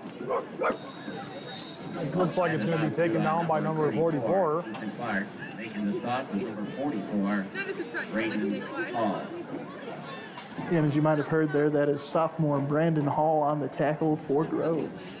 Ethan Clark, number 34, on the rush for the Wolves. So the Wolves just melting this clock away, taking their good old sweet time. They got a goose egg up on the Falcons for defense playing with their score there, and that's a reverse handoff that has got a lot of space. And let's see if it can get into the house. Taking all the way down near the house at the 2-yard line. Church will take the ball down to the 2-yard line where it's going to be goal to go for the Wolves from the 2. A nice run there by sophomore Cole Church on that reverse right there. It does look like there's a flag on the play that's going to cause this to come back. That's going to be That will take the ball back to the 28-yard a line. big penalty as they go from having it first and goal from the 3-yard line to being first down And 3. and 3 yards to go from the 27-yard line. Second down and 3. Yeah, and obviously, Joe, the game right now, 26-0. The Wolves certainly still in control, but as we sort of been trying to look forward to how this team can be successful in the playoffs, those are, again, the type of mistakes that you just can't have in future games, because flipping the switch from first and goal to second and from the 28 is huge. Here's a pressure on the quarterback. He's got plenty of time. Looks open down the field, and that's caught by number 81, but met in the air by number 7, playing defense. As the ball is caught, he's quickly brought down. Yeah, that was a great job by Aiden Kierzes there to come down with that past the junior wide receiver, but a big hit there as he's going to be looked at by the training staff. Do you think they could call that defenseless? The wide receiver was defenseless on that play?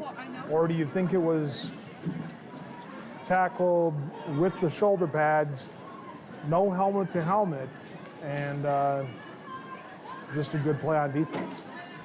It looked like the defensive back, of course it happened so quickly there, but it looked like the defensive back was able to avoid, at least from watching it live, leading with his head and hitting the receiver there in the helmet. So I think, unfortunately, anytime you're coming across the middle like that, it can certainly be dangerous for anybody. And great job by the receiver there to hold on to the ball, but I think a good play by the defender to try and break it up. And as we hear the fans clap, which means the wide receiver was able to be taken off the field without significant injuries. So we're moving on into the red zone as it is first down. And here's the pass to the wide receiver. That's taken, converted into the end zone. Touchdown, Clarkson Wolves. And that will be 31 touchdown passes on his career for Mike DePillo there. Here's a look at the replay as there's a play action, and then he just has a man wide open right there, able to split through the defense and walk into the end zone untouched. Great play right there to read the react and the throw down the field into the end zone for the touchdown. Yeah, a great sequence of play calling too. The Wolves were having some great success running the ball there on that drive, so the play action, of course, causes the defense to come up to play that, and they're able to convert into a nice, easy pass there. And with the extra point, that puts it 34-0. And the Falcons 0. I'm sorry, 33-0. 33-0, Wolves lead this one. And their defense, I don't know if you count it as defensive scores, but their defense is putting up a score for the Falcons as a 0, a goose egg, a big, giant 0 for this Falcons football team, as the Falcons want to get something on the board and show some sort of fight in them and not be completely dominated by this Wolves team on homecoming. You want to see something out of Birmingham, don't you? Yeah, it's never fun to be in a position where you're losing a football game, but certainly there are some losses hurt a little bit more than others, and being shut out is something that I think a lot of teams like to try to avoid, especially because we have seen some productivity out of this offense. It hasn't been consistent enough to lead to points, but if you are a fan of the Falcons here, you're hoping they can string enough plays together to break this shutout that the Wolves are currently holding. Here's a return by the number 10 man, who makes his way up to the 28-yard line. That is junior Alex Aaron for Groves. Now, if you're coaching the return man for Groves, you're telling him, don't run horizontally, run vertically. Because if you run, say, 10 yards horizontally and only gaining 2 yards on the play, you're running 12 yards for nothing. If you're running vertically and you only gain 4 yards, you're still gaining more than the 12 yards that you run horizontally and vertically. Yeah, but it's, especially when you're having a game like this, you know, getting positive yards and getting going vertical is certainly something you want to try and do, because right now Falcons, you know, are looking for something, and you want to focus your efforts on the positive. So here we go with two running backs, wide receiver in motion. Here's the option by the quarterback that's taken up, and it's taken across the first down marker to the 42-yard line. That's their senior running back again, Panos, on the carry there. Number 42, Mason King. That is enough for a Falcons first down. Setting the ball on the 41-yard line, first and 10. And see, that's exactly an example of what we mean, Joe. You know, plays like that, there have been certainly a handful of them where Groves has looked very good on offense. You know, they've, in a single play, moved the ball 10-plus yards down the field. They've just really struggled against this Wolves defense to do that consistently for an entire drive and really end up with points on the board. Now, if you're the Wolves, you want to be sure not to give up the big plays, limit them to small plays, but try to keep them on the ground as far as not allowing anything through the air, because you're still trying to defend this lead. And, you know, if you're Birmingham, you're just trying to put together some plays that are positive and enough to put together a score to look a little bit more respectable in this homecoming game for Clarkston. Yeah, I know if you're the defensive coaches for the Wolves, you know, we've talked about it in previous games, an attitude of bending and not breaking. Right now, they may have given up a decent amount of yards overall in the game, but with that shutout still intact here, they've done a great job of containing this offense, and even though they've had some success, preventing them from really impacting the game. So here we go with 4 defensive linemen. It looks as if we got a tight end on the left side of the field, tight end on the right side of the field, and 2 running backs, one to the left, one to the right of the quarterback, as this one's going to be quick pass out to the left side of the field. And that's hauled in by number 12. Good for a gain of about 6 yards. And this is really a unique formation that we've seen out of the Falcons throughout the course of the game, Joe, where they're keeping, it's almost like they're bringing in a sixth offensive lineman to stay in the backfield. They're keeping both of the players in the backfield in to help block for the quarterback, and then they're just having the receivers run quick medium range routes so that they're picking up some yardage. So again, 2 tight ends set, 2 running backs set, 1 wide receiver out to the left. Now he's in motion. This is going to be a option that's going to be kept by the quarterback. Take him to about the 45-yard line. 46-yard line is the official marker on that play. Number 11, Avon. Fourth down and... Yeah, he was a whole host of Wolves there to take him down, but it did look like number 11, Kevin Dighton, the junior middle linebacker, was the first player there for the Wolves.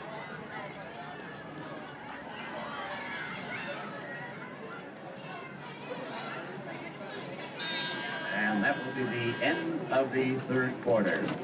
So let's take a look at some of the players that are on defense for the Wolves. Some of the players that are playing right now is Steven Kozak, 5'10",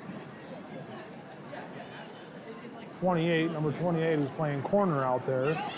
Number 5, Desmond Stevens, like we said, you know, he's a wide receiver DB, graduating in the year 2024. Does have that interception on the day, too, from earlier in the interception from the end zone, right? Yep. Mm-hmm. And that is number 3 that's out there, Trey Wood, defensive back, senior.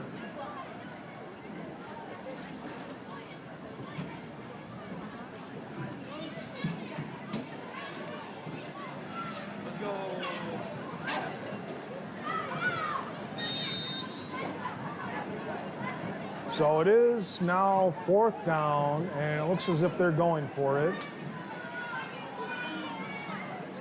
Wide receiver in motion. This is going to be handed off to that wide receiver, number 12. And he takes it up the field. That being Brett Taylor, wide receiver, senior for the Birmingham Groves Falcons. And with that, it will be a turnover on down, so we'll see the Wolves come back out here. Of course, we just kicked off the 4th quarter, so just taking 8 seconds off the clock. And at this point, it's a 33-0 lead. Joe, do you expect to see some of the second-team players start to come in, or do you think we'll be seeing the starters come back out here to start the 4th? It's too early in the football game to put in your second stringers and third stringers. What I'm looking to see Clarkson do is melt some clock, run the football, try to work on what they haven't been able to do successfully so far, and just get this game closer to being over with, and then eventually putting in some backup players. But maybe some key players that they might shift in and out, or for the running back positions, the wide receiver positions. But you're not going to want to shift in and out of offensive line, defensive line, because you still want to have that push. You still want to have that dominance. You don't want to take your foot off the pedal. You want to keep the pressure to these Falcons.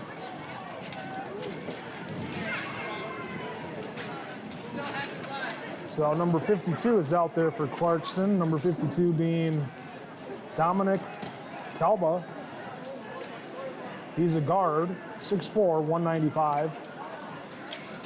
Here's number 20, trying to play like some Barry Sanders, go one way, go another way, go all the way to the right side of the field, cut it back to the left side of the field, that being number 20, Davis York, 5'10", 190, running back, senior, graduates in 2022.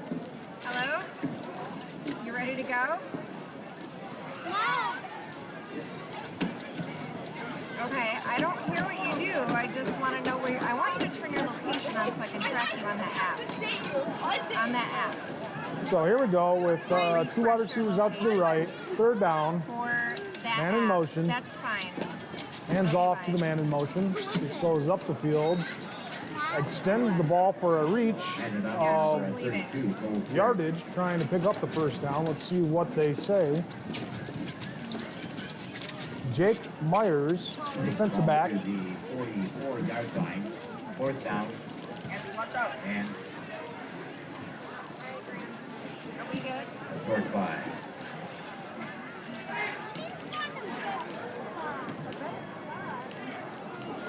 And hard to say if it is purposefully done so, or if they're just giving some, if they're trying to purposely give some people some experience, or if their players are just needing to rest. But it does look like we do have some changes along the offensive front. Most of the starters are still out there, but I don't see Cole Dillinger out there anymore.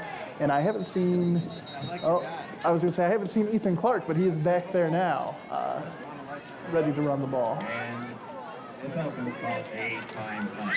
You know a guy named Tom Brady? I was his offensive lineman. Yeah, Wolves really putting together a complete football game. 0 points allowed by their defense. Yeah, and really, I mean, there haven't, in some of the past games, we saw some bigger miscues than we've seen here. Really, there's been an offsides penalty. There was a holding penalty that brought the ball back from a 1st and goal situation to a second down and 3, but they ended up scoring on that drive anyways.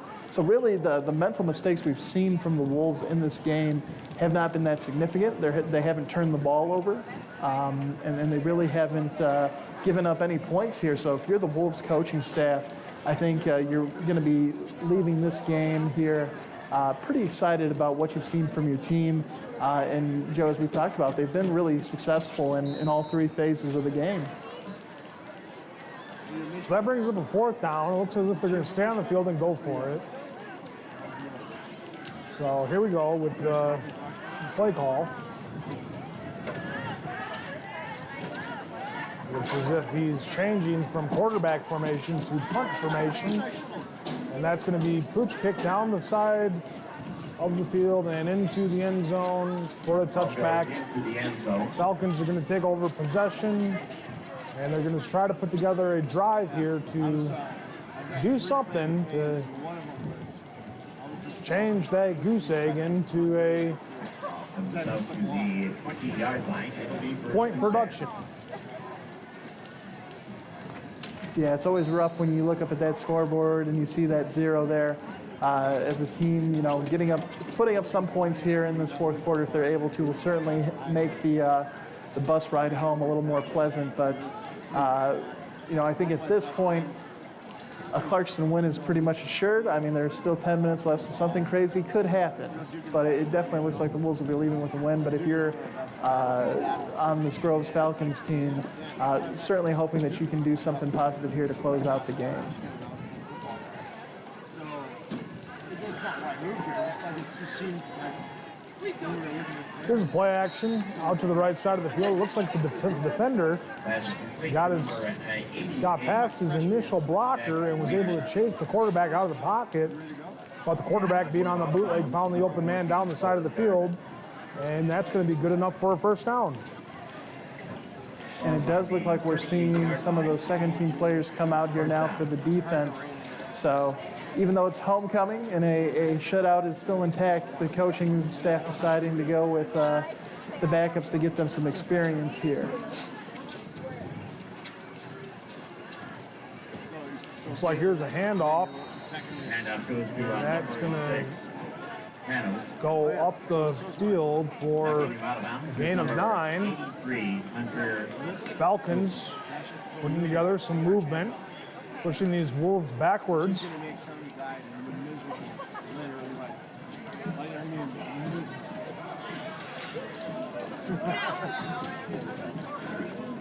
This game is available on Independence Television on Channel 10 and Channel 22 on Comcast.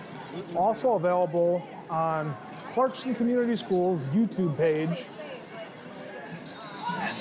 Independence Television. But if you're looking for the Wolves versus the Falcons, type in Clarkston Community Schools football, and you'll find this game, this homecoming game, played on October 15th between the Wolves and Falcons.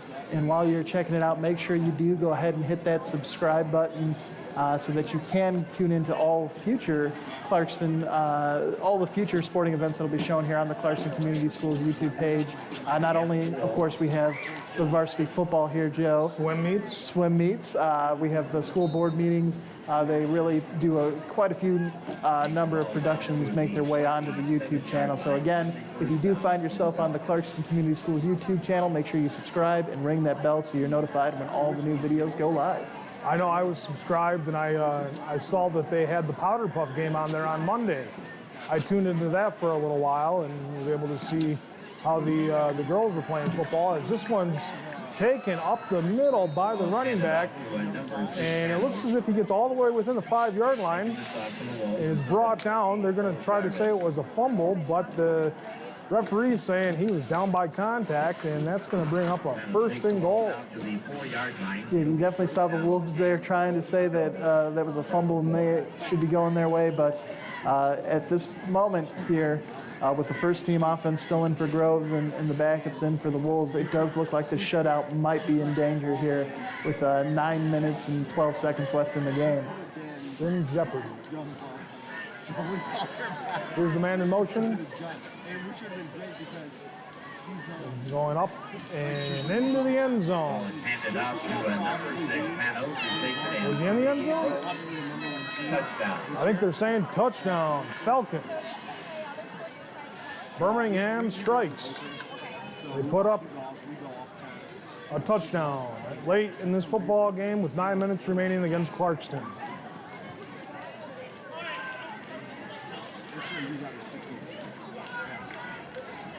Now, obviously, if you're a Groves fan or a Groves player, certainly it's going to make this loss hopefully a little more tolerable for you. But if you're a Wolves fan and you were a senior on this defense, I think you can still take pride in the fact that, hey, when we were out in the game, we kept it a shutout late until the fourth quarter. So,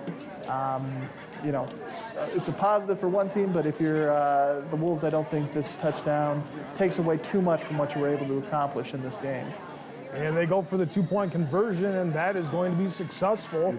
That's a good 2-point conversion by the Falcons. So the Falcons, they trail by 25 points, 9 minutes remaining.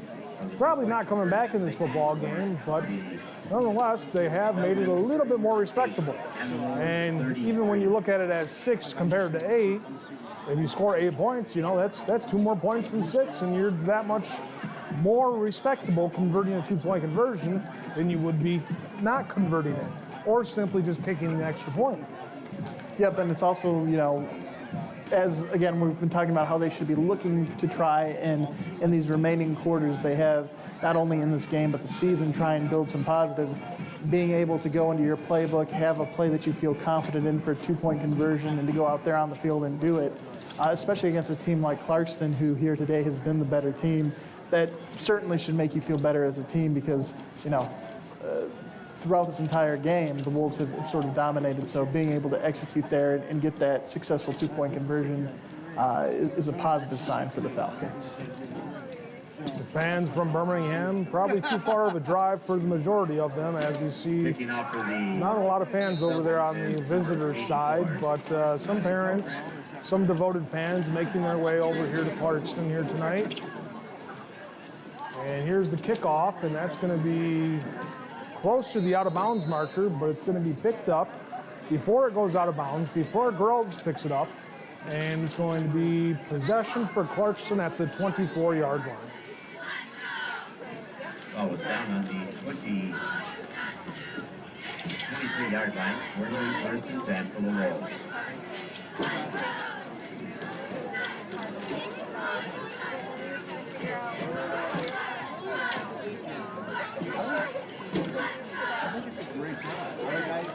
I travel all over the world to get to work. So, number 20 back in the football game as the running back, Davis York, 5'10", running back senior. And then we have a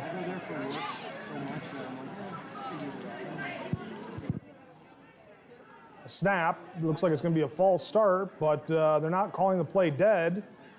And it looks as if that's going to be tackled by number 7 in the backfield by Evan Dundon. Dun. What's the name? D-U-N-D-O-N. Dundon. Yeah, and it looks like here I finally figured out what Coach KR's got going on. It looks like he's getting his seniors in here and giving them a chance to play. So I imagine with Dillinger still having some time left in his high school career here at Clarkston High School, getting number 52 in there as a senior to get him some playing time again during this homecoming game. And here's the handoff. It's going up the field for just about a gain of about 3 to 4 yards. It's going to bring up a 3rd down. And long after that quarterback sack in the backfield on 1st down.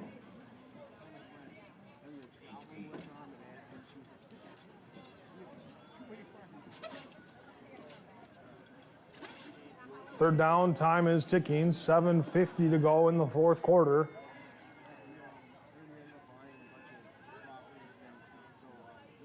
Here's the snap, drop back, looks down the field, got pressure on him from one person, and that's going to be juggled and dropped by the receiver.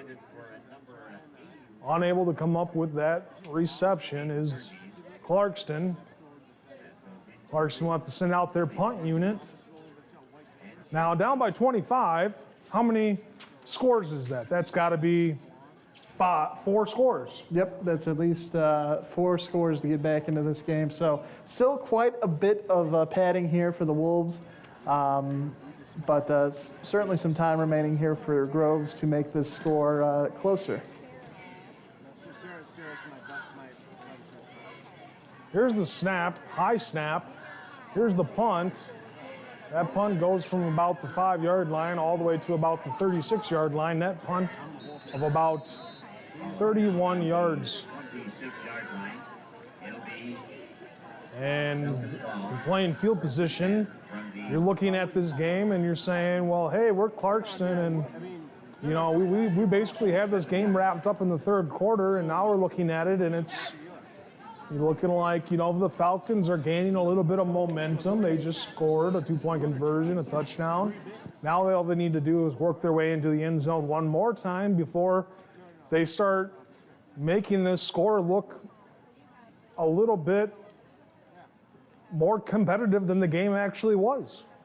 Yeah, I think they're going to struggle a little bit more here now as I'm seeing a lot of the starters come back into onto the field for the Clarkston defense.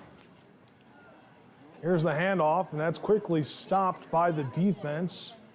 Number 9 in on the play, Malik Battle, defensive tackle.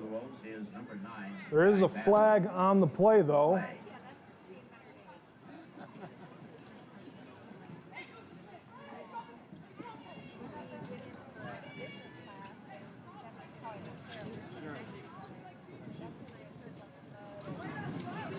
Looks like the penalty will be against Groves. Illegal procedure against the Falcons. Takes the ball back 5 yards. Now on the 32-yard line, it'll be first down and 15. We only met 7 years ago. So on that last play, we saw some great penetration by this defensive line here for the Wolves. We'll have to see what happens here on this down. Same street. We live, So here we go. It's a first down, fresh set of downs. Here's the handoff. Left side of the football field goes up. And that's going to be taken back up into the initial spot where they had started the drive after the penalty on Groves. So that brings it up to second down and about 10. I got, well, my 14-year-old finishes 21. My 11-year-old finishes 8, and my 9-year-old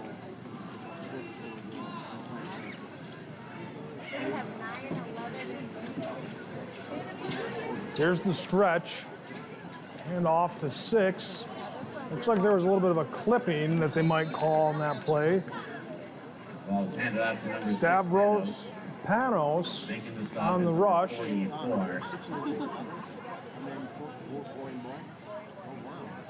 And again, the Wolves doing a great job of getting beyond that offensive line and keeping that play from positive yards. There is a flag on the play, though, as the referees are in a group talking about it.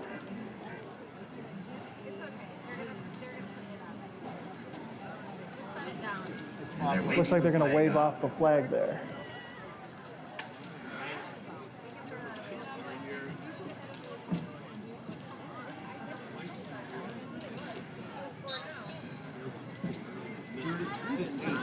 Third down and 12. So as you heard there, third down and 12. What do you think they're going to dial up here, Joe? Do you think they're going to try and maybe take it to the air, or do you think they're going to go and try and pick up some of this yardage with a run, and then maybe run a play on fourth down to try and finish off the first down yardage needed? I think you stay strong with what you've been doing all night, which has been running between the tackles and gaining some yardage with the quarterback, running back, and try to pick up some yardage so that if it does turn into a fourth down, that you can try to throw the football and maybe do a play action and go to the end zone with it. As you might catch them off guard, instead of going for the first down, you might go to the end zone. You know, you got to do something the defense isn't going to be aware of.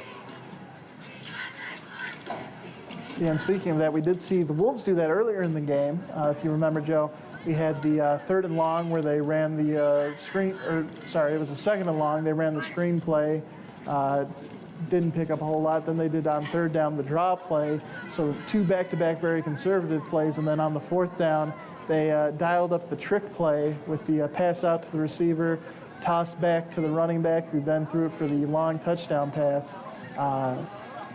potentially something like that could be in order for the Falcons, but we'll have to see what they do here on third down. Looks like there's a false start, encroachment by the defense. And that'll move Birmingham up 5 yards. That'll take it from a 3rd and 12 to approximately a 3rd and 7.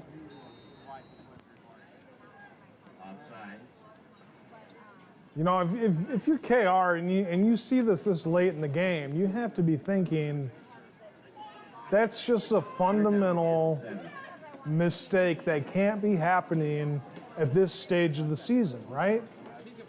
Yeah, certainly in this particular case, it's not the end of the world just because of where we're sitting with the score. But, you know, down the road, if you're in the playoffs and you're in the fourth quarter like this, and the enemy team's driving in your territory, you definitely don't want to be giving them free yardage.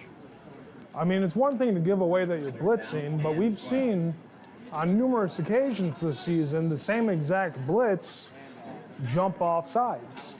And if, you know, that's something the opponent sees, you know, somewhere later on down the line in the playoffs on a 4th and 2 or 3rd and 3, you know, they could do a hike and a count on 2 and cause them to jump off sides and pick up the first down. So it might be something that you want to correct before it gets to be a problem in the playoffs. So here's a bootleg out to the left side of the football field for number 15. Looks like he doesn't have anywhere to throw it, so he's just going to run with it. That number 15 being Max Young, quarterback, 165, 5'10", junior. And he had a lot of speed there because there was quite a bit of pressure being applied to him by this defensive front from the Wolves. He was able to run away from both defenders there and not only avoid a negative play, but pick up some positive yardage as well. So showing some wheels there.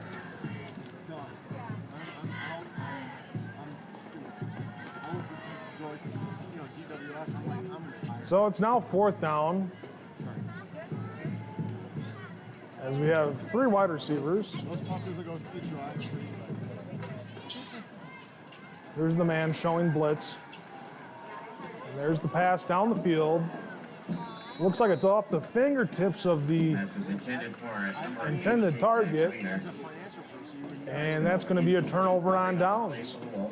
Yeah, that was one of the few plays where we saw Groves go to a shotgun formation there. For the most part, they've been underneath center, so interesting to see them electing to go for that shotgun look on the 4th and long and try and go for that touchdown.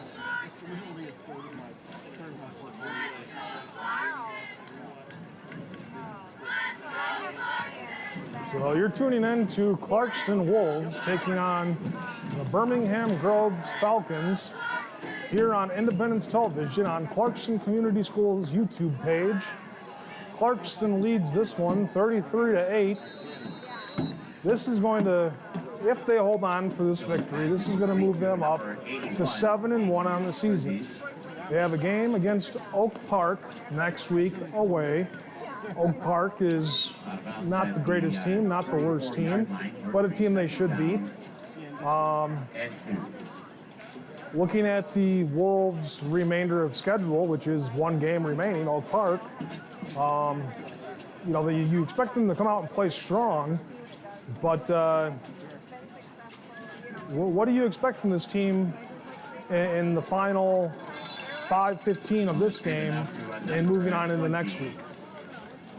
Yeah, well, it looks like here we're giving, of course, it's a homecoming game here, and potentially the last home game for these Wolves seniors. So we do see a lot of the seniors out here getting some playing time.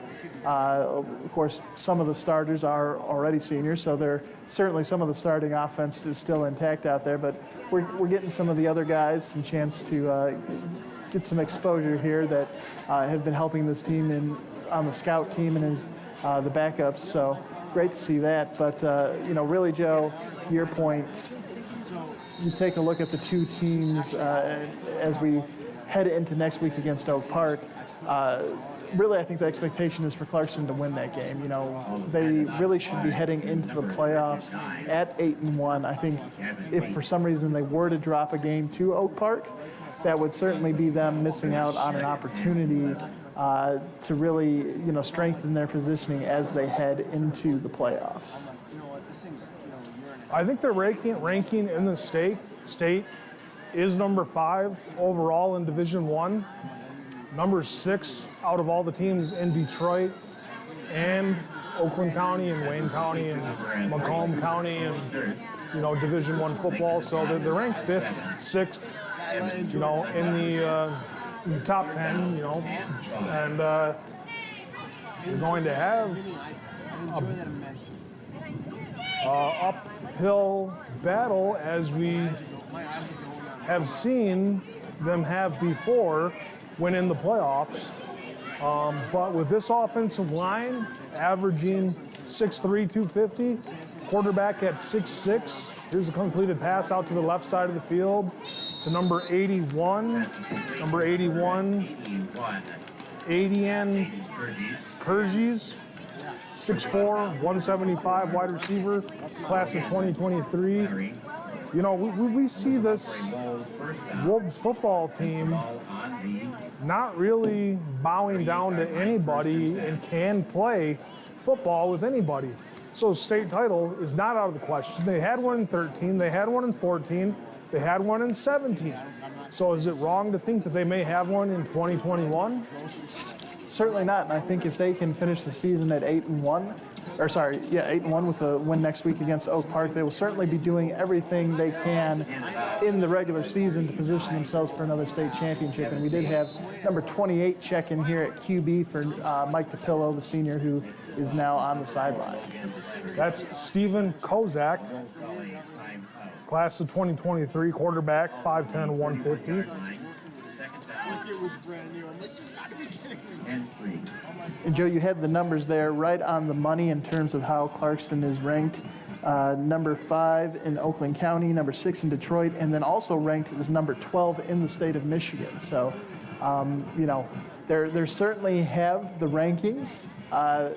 If they can back that up with a solid 8-1 record, I think there's certainly a reason for Clarkston fans to be optimistic and excited as we head into playoff time because, we've mentioned that we're a little concerned that it seems like they may just be, are they dependent on the big plays to get wins? We're not sure.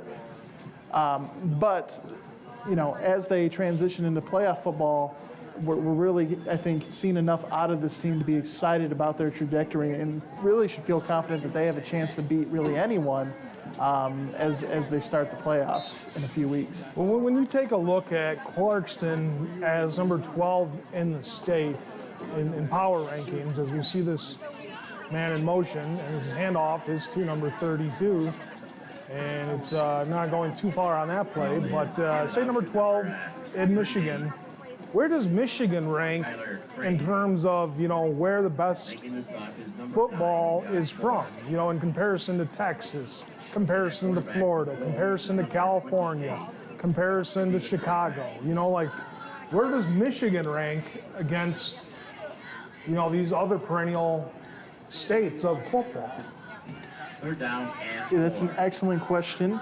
And one that we'll look into here and see if we can't get an answer. But, I think you're starting to see, even with the players here from Clarkston High School, they're being recruited not just by, your local Michigan schools, Michigan colleges, but you're starting to see them get sort of national attention from programs, elite college programs. So that speaks to the fact that, regardless of where Michigan fits in terms of the high school football rankings, you're seeing these players get that sort of national recognition and interest. And I think that's a great sign for the program here that KR and his crew have built. So here we go. It's 4th down and short. 1:45 left in the game. 4th down. And this is going to be a snap. This is going to be a handoff to the running back who breaks a tackle, is going up the field, stays on his feet, but unable to escape that tackle by number 18, Colin Joke Whisks. I butchered that name. You'll have to excuse me. It's Wojcicki, defensive back, senior for Birmingham Groves. And I did find here that in terms, and this is for 2020, in terms of the blue chip players that each state produces, Michigan is ranked 10th in the country. So that's the 10th best state in terms of the players that we're producing from the high school level. That's not bad out of 50. Not bad at all. You know, as you mentioned, some of the perennial powerhouses like Florida and Texas really dominate the top of those charts. But to still have Michigan in the top 10 and have Clarkston in particular be towards the top of the high schools in the state is, I think, a great sign and a great testament to the talent that the program has. Well, what we've seen year in and year out is good sportsmanship and good fundamentally sound football games, good coaching by this Clarkston Wolves football staff, good play by the players out there on the field. I mean, everybody's going to have an error. I mean, I remember when I was playing football, I had a penalty on me one time. And, you know, it's no fun to have a penalty on you, but people make fundamental errors all the time. And they're going to look to correct these things in practice and continue working their way towards another state championship. Here's a handoff up the middle, and that's taken down by number 62 of Birmingham, Lucas Traver. Jimmy Holcomb, 6'3", 185 outside linebacker for the Groves Falcons. Second down and 8. Under a minute remaining in this football game, Clarkston leads 33-8, most likely going to be the final score. Kevin, any closing thoughts on what you saw from Clarkston tonight? You know, I think really we saw them get off to a really hot start with that kick return, which is exactly what we know the coach likes to do, likes to play with the lead and that momentum, and really they never relinquish that momentum throughout the game. So I think great game here from the Wolves, executing on all three phases of the game. Here's a handoff to number 41. Number 41, Lucas Traver, 5'7", 185. Defensive tackle getting the running play in that one, in that carry, and that'll take us to the end of the game.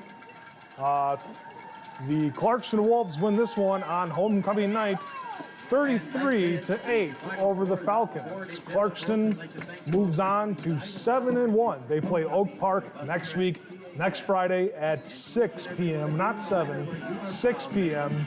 I'm Joe Wilmot. Thanks for tuning in to this production tonight of Independence Television, Clarkston Community Schools. I'm Joe Wilmot. I'm Kevin Marhine. We'll catch you next time.